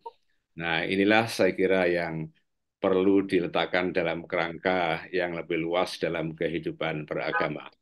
Akan menjadi sangat efektif kalau kita berbicara tentang sesuatu yang positif mengenai agama Katolik misalnya, dan demikian juga agama Katolik membicarakan, menyampaikan sesuatu yang positif dari umat Islam. Itu akan menjadi kekuatan yang sangat ampuh untuk membangun kehidupan bersama. Nah, ada makna yang saya kira perlu kita ambil bersama di dalam kunjungan ini. Yang pertama adalah kita masih terus membutuhkan kesamaan definisi terhadap situasi sekarang ini. Mungkin di tingkat nasional dan juga mungkin di tingkat internasional. Kita mendefinisikan situasi sekarang ini seperti apa, bagaimana umat Islam dan umat Katolik memandang. Kalau tidak ada kesamaan definisi, maka tentu kita memiliki pandangan yang berbeda-beda. Sesuatu peristiwa spesifik kita pandang sebagai sebuah kebajikan, tapi dari perspektif orang lain mungkin itu dipandang sebagai sebuah kejahatan. Bagaimana kita misalnya memandang violent extremism yang timbul tenggelam dan sampai sekarang juga mungkin masih kita saksikan. Bagaimana kita melihat krisis iklim misalnya, dan seluruh tingkah laku kita yang tidak sensitif terhadap perubahan iklim ini, bagaimana kita mendefinisikan jurang perbedaan antara negara-negara kaya dan negara-negara miskin, bagaimana kita melihat ketidakadilan yang masih terjadi di mana-mana. Saya kira kedatangan Paus Fransiskus ini harus kita artikan sebagai pemahaman yang sama. Bagaimana kita melihat situasi-situasi itu sebagai tantangan yang harus kita selesaikan bersama. Nah, kemudian Muhammadiyah tentu berharap bahwa kita memiliki terapi yang kurang lebih sama. Misalnya bagaimana kita membangun mutual trust di antara kita. Sebab kita tidak mengingkari terjadi di berbagai kawasan dunia ini, dan mungkin barangkali juga di negara kita, bahwa ada mutual distrust, saling curiga antara satu kelompok dengan kelompok yang lain. Kita memandang misalnya bagaimana proselitisme yang tadi disampaikan oleh Ibu Veronica itu perlu juga digaungkan, diamplifikasikan menurut istilah Mas Komarudin Hidayat tadi. Karena itu sesuatu yang sangat signifikan, dan itu salah satu di antara poin yang bisa membangun mutual trust di antara kita. Demikian juga mungkin di kalangan masyarakat Katolik di wilayah tertentu, di daerah tertentu, karena berbagai sebab mungkin juga ada mutual distrust di antara mereka. Jadi saya kira kehadiran Paus Fransiskus ke Indonesia ini kita harus memaknai itu sebagai keinginan untuk membangun mutual trust di antara seluruh komponen bangsa kita, termasuk dengan latar belakang agama yang berbeda-beda. Nah, kemudian saya kira juga dokumen Abu Dhabi itu masih sangat relevan untuk kita kembangkan. Karena ini adalah sebuah terapi. Kalau human fraternity itu rendah, maka tentu konflik itu bisa terjadi bahkan dengan skala yang lebih menyedihkan. Karena itu human fraternity saya kira harus menjadi kunci, menjadi terapi dari berbagai macam persoalan yang muncul di masyarakat kita. Adanya eksploitasi, adanya kekerasan, ketidakadilan, dan berbagai macam problem masyarakat kita itu bisa diterapi dengan penguatan human fraternity.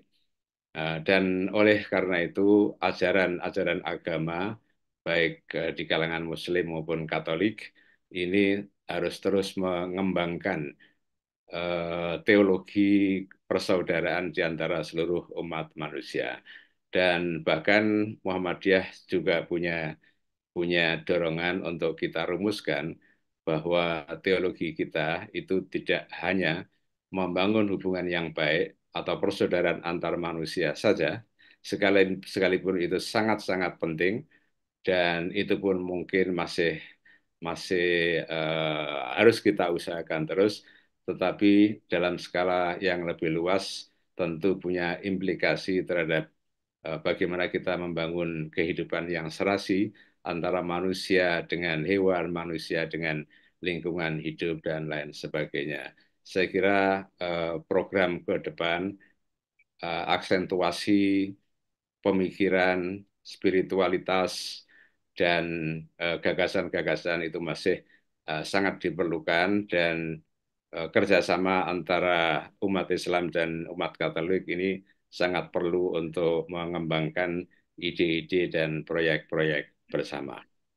Nah, kehadiran Paus ini juga saya kira memiliki relevansi yang harus kita sambut baik, karena ini relevan dengan apa yang telah dilakukan oleh Perserikatan Muhammadiyah sebagai mungkin bisa kita sebut sebagai best practices. Ya.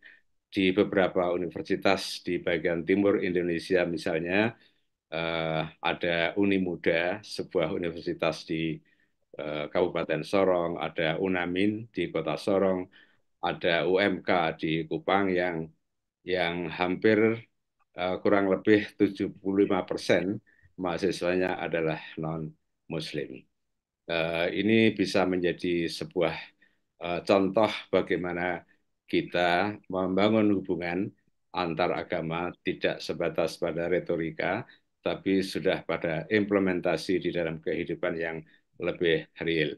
Dan juga barangkali apa yang dilakukan oleh HFI, Humanitarian Forum Indonesia, itu juga bisa menjadi best practices yang baik di dalam menghadapi bencana di berbagai wilayah Indonesia dan juga bahkan di luar negeri, maka kerjasama antar agama termasuk Katolik dan Muslim itu sangat bagus. Kita terjun bersama-sama di wilayah yang sedang mengalami bencana, kita urunan resources yang kita miliki, kita merancang bersama, dan itu menjadi tidak hanya sekedar menolong mereka dalam situasi yang darurat, tetapi itu memberikan image yang bagus bahwa kerjasama antar agama itu menjadi sesuatu yang sangat positif. Saya kira itu saja, mudah-mudahan tidak lebih dari 10 menit. Terima kasih. Assalamualaikum warahmatullahi wabarakatuh.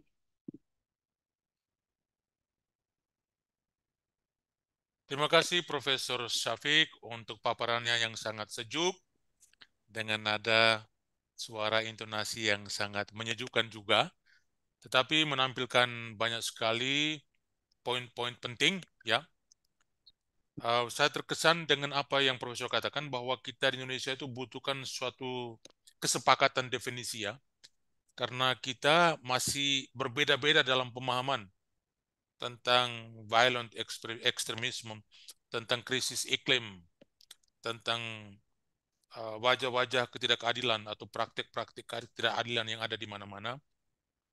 Lalu menekankan pentingnya dokumen human fraternity ya, ada dimensi dialog dengan lingkungan hidup dan hidup antara manusia dan lingkungan hidup juga ada kesamaannya dengan ensiklik Paus Franciscus di Laudato Si itu ya.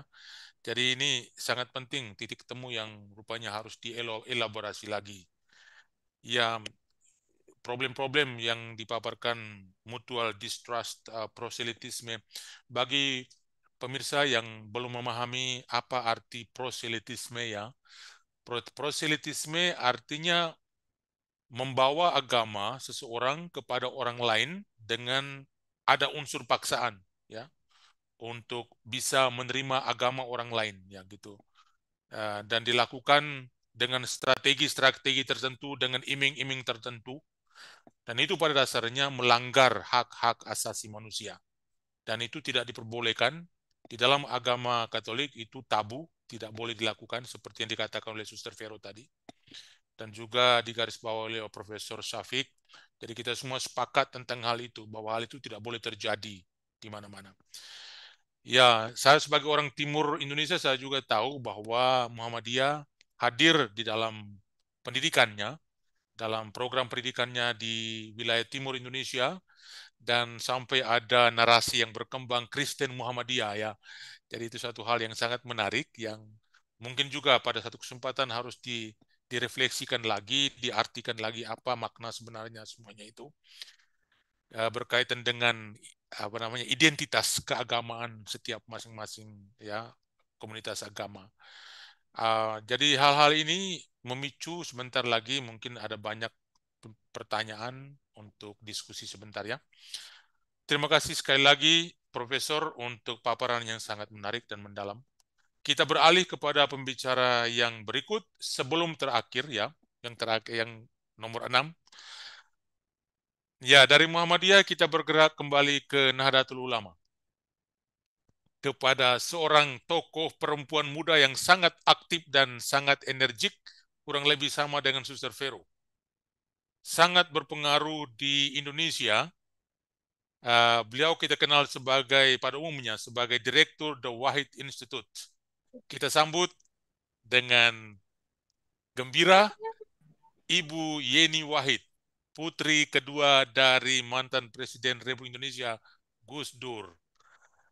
Ya, saudari kita, saya biasa panggil Sister Yeni, adalah seorang wirausaha sosial, aktivis politik, dan pendukung perdamaian dan toleransi dengan latar belakang yang kuat di bidang pelayanan publik, jurnalisme, dan bisnis untuk kesejahteraan bersama.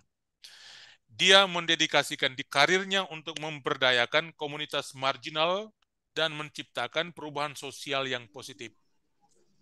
The Wahid Foundation, seperti dikatakan, adalah mitra Perserikatan Bangsa-Bangsa. Riwayat pendidikan singkat, karir dan pencapaian serta penganugerahan awards, saya lihat banyak sekali, sehingga saya bingung mau singgung yang mana, mau lepas yang mana. Bagi yang ingin, silakan buka internet dan bisa melihat segala sesuatu. Listnya panjang sekali. Ya. Yang jelas, beliau ini seorang, ya, untuk kita Indonesia, seorang tokoh perempuan eksepsional, seorang tokoh perempuan Nahdlatul Ulama yang muda dan cerdas dan sangat berbakat. Pengamat dan aktivis Indonesia damai tanpa radikalisme dan tanpa kekerasan. Nah, dua peran besar beliau saat ini penting untuk saya singgung. Yang pertama, membantu pemerintah Indonesia dalam upaya melawan terorisme dan radikalisme. Lalu yang kedua, Direktur The Wahid Institute, sebuah yayasan yang bekerja untuk memajukan toleransi dan perdamaian, terutama di dunia Islam. Proyeknya yang terkini adalah inisiatif Desa Perdamaian dengan Perempuan Perserikatan Bangsa-Bangsa. Sister atau saudari atau Ibu Yeni, kami rindu mendengar pendapatmu tentang arti kunjungan Paus Fransiskus ini untuk umat beragama dan bangsa dari perspektif The Wahid Institute sebagai tokoh perempuan Muslim Indonesia, tokoh aktivis perdamaian, anti terorisme dan radikalisme di Indonesia. Silakan 10 menit. Terima kasih. Terima kasih, Romo. Selamat malam untuk Bapak Ibu sekalian yang saya hormati, terutama untuk Pak Dubes Indonesia untuk Tahta Suci, Mas Trias Cahyono. Boleh tetap manggil Mas ya, biar tetap awet muda. Romo Markus sendiri yang walaupun namanya Solo tapi bukan dari Jawa Tengah, ya Romo Markus Solo. Lalu ada Mas Ulil, ada Monsinyur Tri, lalu ada Prof. Komar, ada Suster Vero, ada Prof. Syafiq, ada Mas Sumanto, juga para uskup, para pemuka agama, ada juga Mbak Valeria Martono atau Martano ya. Kalau di Jawa jadi Martono. Martano, kemudian, tapi Gus Dur menyebut saya Martono. Iya, makanya. Lalu kemudian tentu seluruh pegiat kemanusiaan yang hadir pada hari ini. Pertama-tama tentu saya mengucapkan terima kasih Pak Dubes dan semua, Romo Markus dan semua teman-teman sudah mengundang saya dalam acara yang luar biasa ini dalam rangka untuk menyambut kedatangan His Holiness Paus Fransiskus ke Indonesia. Tadi sudah banyak sekali hal yang dikatakan ya Romo Markus. Kalau buat saya mungkin saya akan memulai dengan hal yang sangat personal ya. Tadi Romo Markus sempat menyinggung bagaimana Paus mencium kaki para imigran. Yang masuk dalam benak kita tentu adalah bagaimana beliau mencium kaki seorang imigran dari Syria, seorang perempuan, dibasuh kaki dan dicium. Itu sebuah bayangan yang sangat-sangat kuat dalam benak saya dan yang membuat saya merasa ini orang yang sungguh luar biasa sekali.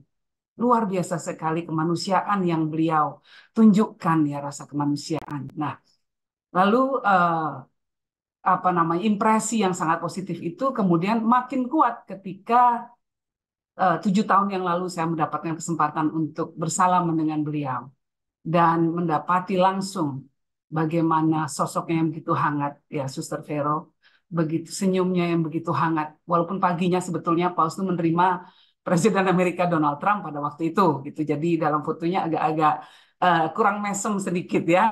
Tetapi ternyata siangnya Paus tersenyum lebar. Jadi buat saya langsung merasakan betul bahwa ada kehangatan yang terpancar. Ini sosok orang yang sangat karismatik dan sangat inspiratif. Nah, Paus Fransiskus sendiri memang orang yang sangat istimewa, bukan karena beliau adalah pemimpin dari Tahta Suci Vatikan, bukan beliau karena beliau adalah seorang pemimpin negara Vatikan, tetapi juga karena memang sosoknya yang penuh dengan compassion. Ya, tadi seperti dikatakan oleh teman-teman lainnya. Dan dunia pada saat ini membutuhkan sosok yang semacam itu. Kita sama-sama tahu bahwa saat ini dunia sedang bermasalah. Ya, banyak sekali masalah yang ada di dunia, bahkan banyak konflik yang terjadi. Kita melihat bahwa dunia yang dulunya mungkin cenderung kelihatannya aman-aman saja, saat ini begitu banyak gejolak. Nah, mungkin saya akan mulai dari situ, Romo Markus, bagaimana kita sekarang ini masyarakat dunia berada dalam situasi yang tidak umum. Ya, kalau dulu dunia itu sangat bipolar ya, atau mungkin unipolar. Semua hal ditentukan oleh Barat. Ya, semua standar tentang kemanusiaan, standar tentang HAM, standar tentang ekonomi, standar sosial, semua ditentukan oleh satu poros saja, dalam hal ini adalah Amerika. Tapi sekarang kan sudah berubah. Sekarang dunianya multipolar. Dan kemudian banyak kekuatan-kekuatan lain yang ingin timbul, ya, ingin memunculkan dirinya, ya, menjadi kekuatan-kekuatan baru. Dan tidak jarang kemudian tercipta konflik. Kemudian menciptakan adanya refugee. Belum lagi challenges atau tantangan yang terjadi pada seluruh umat manusia, apapun latar belakang agamanya, yang berkaitan dengan perkembangan teknologi. automation misalnya, robotik dan lain sebagainya, kemudian membuat pekerjaan banyak hilang, orang menjadi gelisah, orang kemudian kehilangan sikap kemanusiaannya karena mementingkan dirinya sendiri, karena perutnya lapar. Lalu kemudian kita juga melihat bagaimana sosial media menciptakan anxiety atau kecemasan, terutama di anak-anak muda.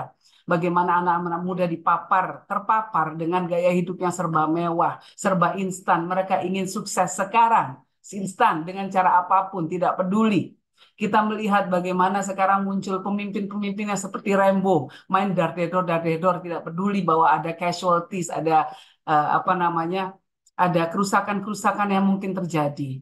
Strongman, ya, as leaders ini menjadi tren baru di dunia. Tapi apa yang terjadi? Banyak orang tidak berdosa menjadi korban. Banyak orang tidak berdosa yang kemudian seolah-olah seperti layangan putus, tidak ada yang membela. Nah, apalagi kemudian masih ada ancaman-ancaman seperti terorisme, violent extremism, dan lain sebagainya yang kita lihat. Indonesia sendiri kasusnya masih sangat banyak sekali, kasus kekerasan dan radikalisme. Kalau kami dari White Foundation mencatat bahkan ya, dari tahun 2009 sampai 2018 itu masih banyak terjadi ribuan kasus yang berkaitan dengan pelanggaran agama. 1.420 kasus dilakukan oleh non-state actors, biasanya berupa intimidasi-intimidasi, tapi juga negara juga cukup punya andil.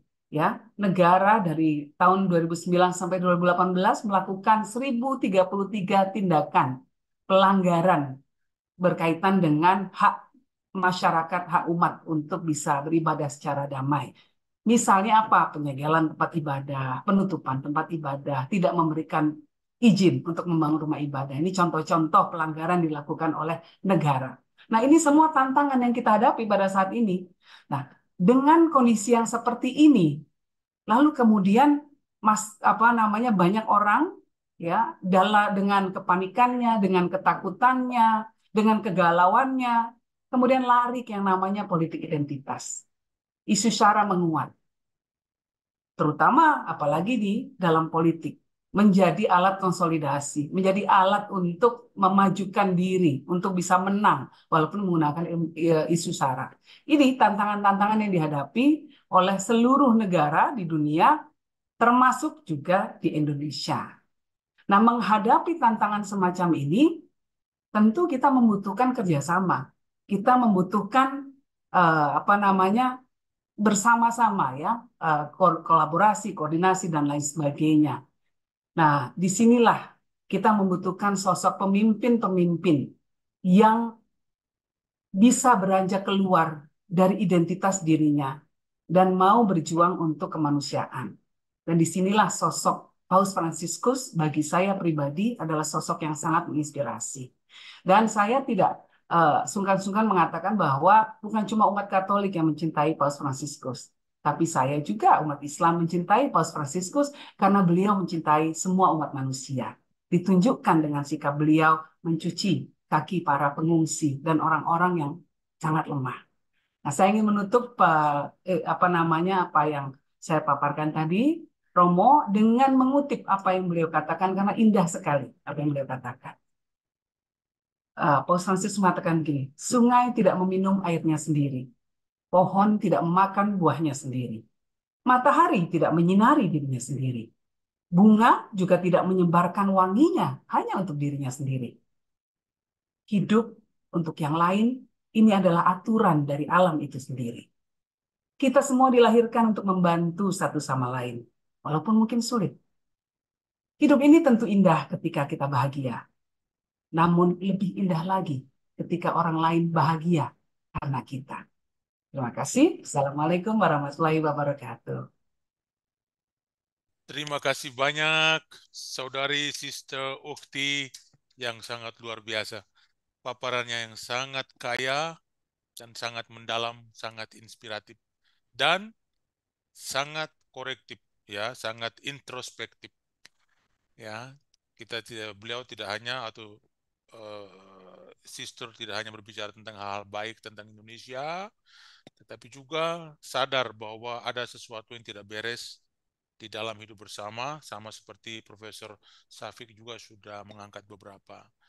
Jadi dengan kesadaran seperti ini, bahwa kita tidak sempurna, ya, kita akan pergi dan mendengarkan paus dan membiarkan diri untuk diinspirasi dan kalau boleh bisa berubah oleh karena kata dan tindakan beliau. Terima kasih banyak. Kata-kata yang terakhir tadi sangat-sangat indah, ya. Jadi di dalam ensiklik Fratelli Tutti itu beliau mengatakan atau menginginkan supaya semua umat manusia itu bersatu karena beliau mengangkat satu pengalaman nyata tentang COVID, ya, pengalaman COVID 2019, bahwa ternyata tidak ada orang yang bisa menyelamatkan dirinya sendiri.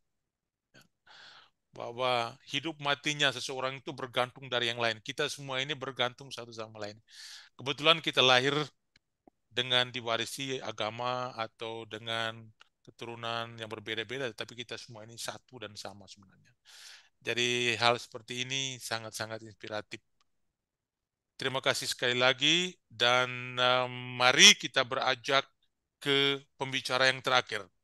Last but not least, seorang tokoh intelektual Muslim muda yang berkarya di sebuah negeri yang jauh, di negara yang punya makna penting di dalam agama Islam, karena persis di negara itu lahir agama Islam, yakni di Arab Saudi. Kita ucapkan selamat datang di antara kita Profesor Dr. Sumanto Al-Qurtubi yang saat ini berada di tanah air katanya untuk sementara waktu. Pendidikan dasar dan menengah beliau tempuh di Jawa Tengah hingga selesai Universitas Islam Negeri Wali Songo, Semarang, menekuni bagian hukum Islam atau jurisprudence, ya. Setelahnya beliau menempuh pendidikan tambahan gelar Master Sosiologi Agama pada Universitas Kristen Satya Wacana Salatiga, lalu gelar MA lain tentang studi konflik dan perdamaian pada Eastern Mennonite University, United States. Lalu meraih gelar doktor tentang antropologi agama dan politik pada Universitas Boston, United States of America. Beliau sangat terkenal dengan tulisan-tulisannya di berbagai jalur media sosial seperti yang pernah disinggung oleh Pak Duta Besar Pak Trias tadi.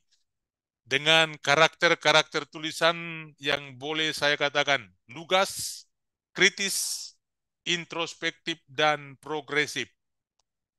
Kalau bukan itu bukan Profesor Sumanto. Beliau pencinta kebenaran.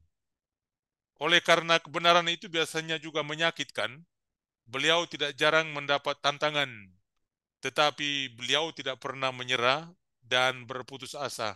Malah beliau enjoy di dalam tantangan itu. Profesor Sumanto, sosok Muslim dan tokoh intelektual muda yang menjalankan iman dan agamanya di berbagai komunitas Katolik dan Kristen di dalam perjalanan hidupnya. Dan boleh mengalami banyak sekali pengalaman yang lain dari orang-orang lain. Beliau getol menyuarakan apa yang baik dan benar dari segi pemahaman agama dan intelektualisme agar Indonesia semakin damai, rukun, adil, dan sejahtera. Profesor, selamat malam, Masal Khair, Fil Indonesia. Kira-kira bagaimana Profesor Sumanto ingin mengartikan kunjungan Paus, sosok pendamai dan pejuang nilai-nilai kemanusiaan ini bagi umat beragama dan bangsa Indonesia? Silakan 10 menit ya. Ya. Terima kasih Romo Markus. Teman-teman, Assalamualaikum warahmatullahi wabarakatuh. Selamat malam, selamat pagi, selamat sore, dimanapun Anda berada. Ini momen yang sangat penting dan spesial buat saya. Biasanya saya jam segini sudah tidur. Ini tidur saya itu mulai jam 8 biasanya. Tapi ini karena momen spesial, Nah, saya betah-betahkan melek tadi Kiai Ulil meng-message saya kok angop-angop itu berarti sudah mulai mau tidur nih kayaknya. Ini memang jadwal tidur saya itu memang jam 8, tapi karena ini untungnya bukan malam Jumat dan tidak apa-apalah saya mundur dikit-dikit, tidak apa-apa.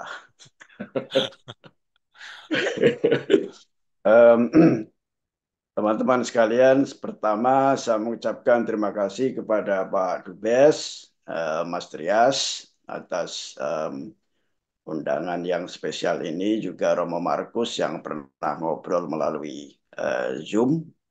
Saya ucapkan terima kasih atas undangan ini. Nah, saya melihat ternyata kok ada banyak yang bicara di flyer ini, ada 7, dan sepertinya hanya mewakili Katolik dan Muslim atau setengah Muslim. Ini kayak saya ini yang dicap setengah Muslim. Jadi nggak ada yang dari Hindu, Buddha, Kejawen atau apa begitu. Maka saya harus memakai busana yang lain untuk malam ini karena saya sudah menduga Kiai Ulil pasti akan pakai peci karena mewakili PBNU. Kalau nggak mewakili PBNU pasti pakai belangkon dia. Karena PBNU saya menduga pakai peci. Beneran pakai peci dia. Nah, maka saya putuskan untuk tidak pakai peci supaya dikira orang lain. Gitu. Hanya mewakili kepercayaan atau Hindu atau apa. Gitu. Kejawen. Kejawen tengahan. Nah, teman-teman sekalian, saya singkat saja. Sebetulnya saya membuat PowerPoint, ternyata tidak ada yang pakai PowerPoint. Jadi saya nggak usah pakai PowerPoint saja. Jangan, Romanto, jangan. Nanti dikira sok ilmiah sendiri. Jadi tidak apa-apa, tidak pakai PowerPoint aja. Bapak Ibu sekalian, saya memaknai kunjungan Paus Fransiskus ini sebagai sesuatu yang sangat penting buat saya pribadi dan juga buat bangsa Indonesia tentu saja, karena saya melihat sosok Paus Fransiskus ini sosok yang sangat fenomenal dan sangat spesial sekali buat saya, yaitu seorang paus yang kira-kira berusaha keras membangun gereja Katolik di atas 3 fondasi yang sangat penting buat saya. Yang pertama adalah berbasis ekumenisme, yang itu merupakan sesuatu yang sangat penting. Ekumenisme dalam hal ini adalah spirit yang dilakukan oleh Paus untuk menyatukan gereja-gereja yang terpecah-pecah, begitu, spirit untuk menjadikan gereja sebagai bagian dari komunitas-komunitas lain dan tidak menciptakan segregasi-segregasi dan seterusnya, persatuan dan kesatuan di kalangan gereja dan umat Kristen yang terpecah dalam berbagai kongregasi dan denominasi. Saya kira spirit ini sangat penting untuk kita resapi bersama. Yang kedua, saya melihat Paus ini juga sebagai tokoh yang membangun gereja Katolik di atas fondasi pluralisme. Jadi selain ekumenisme, pluralisme itu juga menjadi sangat penting. Sebuah pandangan yang respek, menghargai, menghormati terhadap keragaman beragama.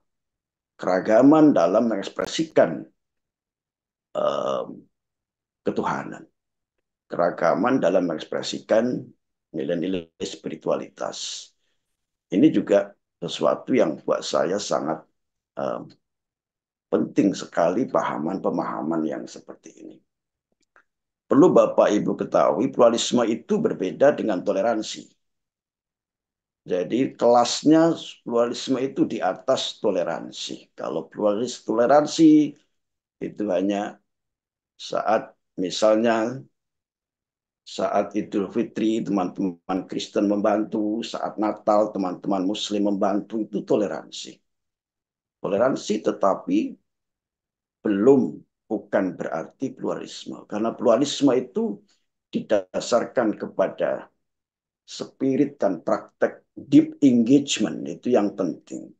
Menggumuli secara serius, berusaha untuk mengerti perbedaan, berusaha untuk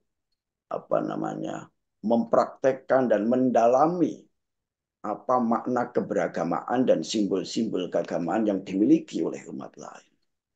Jadi misalnya, kenapa umat Muslim memakai hijab yang perempuan atau tidak? Kenapa umat Kristen banyak memakai salib dan seterusnya? Jadi kalau pluralisme, spirit pluralisme berusaha ingin mengetahui secara lebih mendalam makna-makna, deep meaning di balik simbol-simbol keagamaan itu. Bukan hanya sekedar, oke, kita sama-sama hidup berdampingan, itu tidak cukup. Jadi dalam pluralisme ada knowledge. Ya, ada knowledge, ada engagement, yang itu beda dengan toleransi. Nah, ini paus ini bukan hanya terbatas pada toleransi, tapi juga membangun gereja Katolik dalam spirit pluralisme. Nah, yang ketiga, yang juga sangat penting dalam amatan saya, paus ini juga ingin membangun gereja Katolik dalam spirit pasifisme. Apa itu pasifisme? Pasifisme itu sebuah gagasan dan kerangka membangun keagamaan dan kemanusiaan di atas fondasi perdamaian. Pasifisme itu bukan quietisme.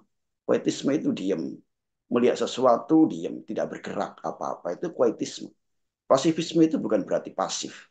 Tapi bergerak secara lentur, secara strategik untuk menciptakan perdamaian-perdamaian dengan menggunakan model-model nir kekerasan atau tanpa kekerasan. Nah, tiga hal ini saya melihat ada dalam diri Paus Fransiskus yang buat saya itu sangat penting dalam konteks bangsa dan umat Indonesia saat ini yang dalam amatan saya, kelompok-kelompok agama khususnya, itu adalah belum ekumenis, belum pluralis, dan belum pasifis. Tadi para pembicara dari awal sampai akhir ngomong yang baik-baik. Saya sekarang ngomong yang jelek-jelek saja. Yang baik-baik kan sudah diomongin dari awal. Yang romantis-romantis. Saya ngomong yang nggak baik-baik saja. Biar nanti Pak Dubes agak pusing dikit, nggak apa-apa. Nanti gimana cara ngaturnya ini. Nah, teman-teman sekalian, saya katakan kenapa kelompok agama di Indonesia itu belum ekumenis, belum pluralis, dan belum pasifis. Kita semua sebetulnya sudah tahu. Tapi mungkin pura-pura nggak disampaikan di publik, pura-pura berusaha untuk ini dan sebagainya. Sebetulnya ini real terjadi di masyarakat kita. Kelompok agama belum ekumenis. Ekumenis di sini saya artikan bukan hanya terbatas pada kelompok Kristen, tapi semua kelompok agama belum ekumenis. Mereka gontok-gontokan, merasa kelompok sendirinya yang harus diperjuangkan, masa bodoh dengan kelompok yang lain. Itu terjadi di mana-mana. Antar gereja bertarung satu sama lain. Kelompok-kelompok evangelis, pendatang baru, kelompok-kelompok dari gereja-gereja karismatik, dan seterusnya. Rebutan pengikut dengan gereja-gereja mainstream, termasuk tentu saja berbagai denominasi Kristen, Protestan, dan juga kelompok-kelompok Katolik. Pendatang-pendatang baru gereja dari aliran-aliran karismatik di Amerika Serikat sekarang membahana di Indonesia, dan itu menciptakan spirit non-ekumenis karena masing-masing berebut di tingkat akar rumput. Dan itu belum lagi ada pendatang-pendatang gereja lain, termasuk gereja-gereja yang dipengaruhi dari Timur Tengah, yang sekarang juga beberapa cukup berkembang di Indonesia, dan itu juga saling ini satu sama lain. Jadi dalam kekristenan bukan berarti, meskipun spirit ekumenisme terus-menerus dikumandangkan, tetapi bukan berarti dalam dunia Kristen semua baik-baik saja. Karena perbedaan-perbedaan pendapat, perbedaan-perbedaan theological thinking, perbedaan-perbedaan persepsi itu bisa menimbulkan perseteruan di mana-mana. Contoh kecil, bagaimana kita memperlakukan adat dan agama. itu sudah jadi goncangan di mana-mana. Ada gereja-gereja yang pro terhadap adat dan tradisi, ada gereja-gereja yang tidak begitu pro dengan tradisi adat lokal, tapi lebih mengutamakan kepada doktrin-doktrin keagamaan, dan itu juga menjadi problem di mana-mana. Jadi spirit ekumenisme itu belum sepenuhnya dilakukan dalam konteks umat beragama. Bukan hanya dalam kekristenan, tapi juga dalam yang lain-lain, termasuk dalam Islam tentunya. Contoh kecil, NU Muhammadiyah. Ini rukunnya kan cuma di forum-forum umum saja. Rukun, kelihatan baik-baik, senyum-senyum, itu kan di umum. Di tingkat rumput, akar rumput kan belum tentu mereka gasak-gasakan. Wong NU kakek aneh itu mempraktekkan sesajen, selamatan, tahlilan, ini dianggap syirik, dianggap itu, dianggap ini. Itu khutbahnya, tiap khutbah itu begitu. NU pun begitu di tingkat akar rumput, tidak suka dengan Muhammadiyah. Muhammadiyah pun begitu. Itu baru NU dan Muhammadiyah di akar rumput. Belum lagi kelompok-kelompok Wahabi, Salafi, dan Jamaah Tabligh, dan banyak sekali. Itu berantem pelulu di tingkat basis, di tingkat lokal. Ekumenis dari mana? Tidak ada itu. Berantem bukan hanya pada persoalan rebutan jamaah. Ini NU udah ribut nih. Rebutan masjid-masjid ribut. Yang dulunya dikuasai NU, sekarang dikuasai kelompok ini, kelompok itu, ribut di mana-mana. Jadi spirit ini juga belum begitu sepenuhnya muncul di kalangan umat Islam. Hal yang sama juga Buddhisme, Hinduisme. Saya melakukan kunjungan ke Bali belum beberapa waktu yang lalu, katanya ada geger juga di kelompok Hinduisme, ada yang Hinduisme yang ingin mempraktekkan kelompok-kelompok Hindu murni, kira-kira kelompok Hindu Salafi lah yang membawa Hinduisme dari India untuk dipraktekkan di Bali dan Indonesia. Dan itu ditentang oleh kelompok-kelompok Hindu lokal yang lebih kepada menghormati kepada tradisi adat lokal dan seterusnya dan seterusnya. Jadi sekali lagi teman-teman sekalian, ekumenisme belum sepenuhnya diwujudkan oleh kelompok-kelompok agama. Yang kedua, juga kelompok umat-umat di Indonesia itu juga belum pluralis dalam pengertian seperti yang saya katakan tadi. Masing-masing gontok-gontokan ingin benar sendiri, masing-masing ingin menang sendiri, itu tidak bisa ditutup-tutupi di mana-mana begitu. Umat Islam sebagai umat terbesar di Indonesia merasa harus dihormati, harus dihargai, dan sebagainya. Yang lain harus tunduk pada umat Islam karena merasa besar. Itu terjadi di mana-mana. Misalnya rebutan bangun masjid, izin mendirikan tempat ibadah. Itu aja sudah geger di mana-mana. Tidak boleh bikin gereja ini, gereja itu dengan alasan IMB sulit. Kalau alasan IMB sulit, ada berapa musola dan masjid yang punya IMB coba? Kalau alasannya izin mendirikan bangunan, coba dicek. Ada berapa masjid-masjid yang berdiri yang menggunakan IMB? Itu kan nggak ada. Tapi mereka susah sekali di tingkat akar rumput. Bikin masjid mau di mana-mana, tapi mau bikin gereja tempat lain tidak mau, tidak bersedia. Itu kan seenaknya sendiri. Tidak bisa dong begitu. Itu terjadi di mana-mana. Jadi kemarin aja di Solo misalnya ada gegeran soal wisata kuliner, wisata halal, non halal di Solo gegeran. Kalau halal boleh, kalau bikin non halal nggak boleh, diprotes dan sebagainya. Itu kan umat-umat orang-orang yang maunya menang sendiri. Maaf loh Pak Trias, ini saya kalau ngomong memang apa adanya begini, Pak Markus juga begini. Jadi mau di stop juga silakan, nggak juga, tapi cangkemku ini akan selalu ngomong terus begini, yang nggak masalah. Saya suka ngomong begini. Jadi itu menunjukkan bahwa kita itu sebetulnya juga belum pluralis. Terakhir, ini sudah mau di stop nih sama Pak Markus ini. Kelihatannya ini 2 menit lagi, 2 menit lagi, 2 menit. Profesor. Oke, 2 menit. Nah, terakhir belum pasifis. Kelompok-kelompok Indonesia juga belum pasifis dalam pengertian belum mengembangkan itu dalam spirit perdamaian. Maunya berantem, persekusi di mana-mana, nggak setuju dihajar, dipergerutuk, di ini, dia itu kan bukan mengembangkan gagasan-gagasan dan praktek keagamaan dengan spirit pasifisme atau perdamaian. Kalau nggak setuju dikebuk, nggak setuju digerutuk, nggak setuju dipersekusi di mana itu kan terjadi. Kita nggak boleh loh ditutup-tutupi ini. Tadi Mbak Yeni sudah menyebutkan data-data, saya juga punya data-data yang penting. Ada ini yang sempat saya tulis, ada sekitar 2.398 kasus intoleransi dan kebebasan beragama yang terusik sejak Orde Baru tumbang. Dan 65% dari 2.000-an kasus itu berdimensi agama. Nah, ini penting. Dan persoalan-persoalan kekerasan tadi sudah terjadi di mana-mana. Dan aktornya belum tentu kelompok agama. Bisa pemerintah, bisa siapa aja. Pemerintah dan oknum-oknumnya. Tidak melulu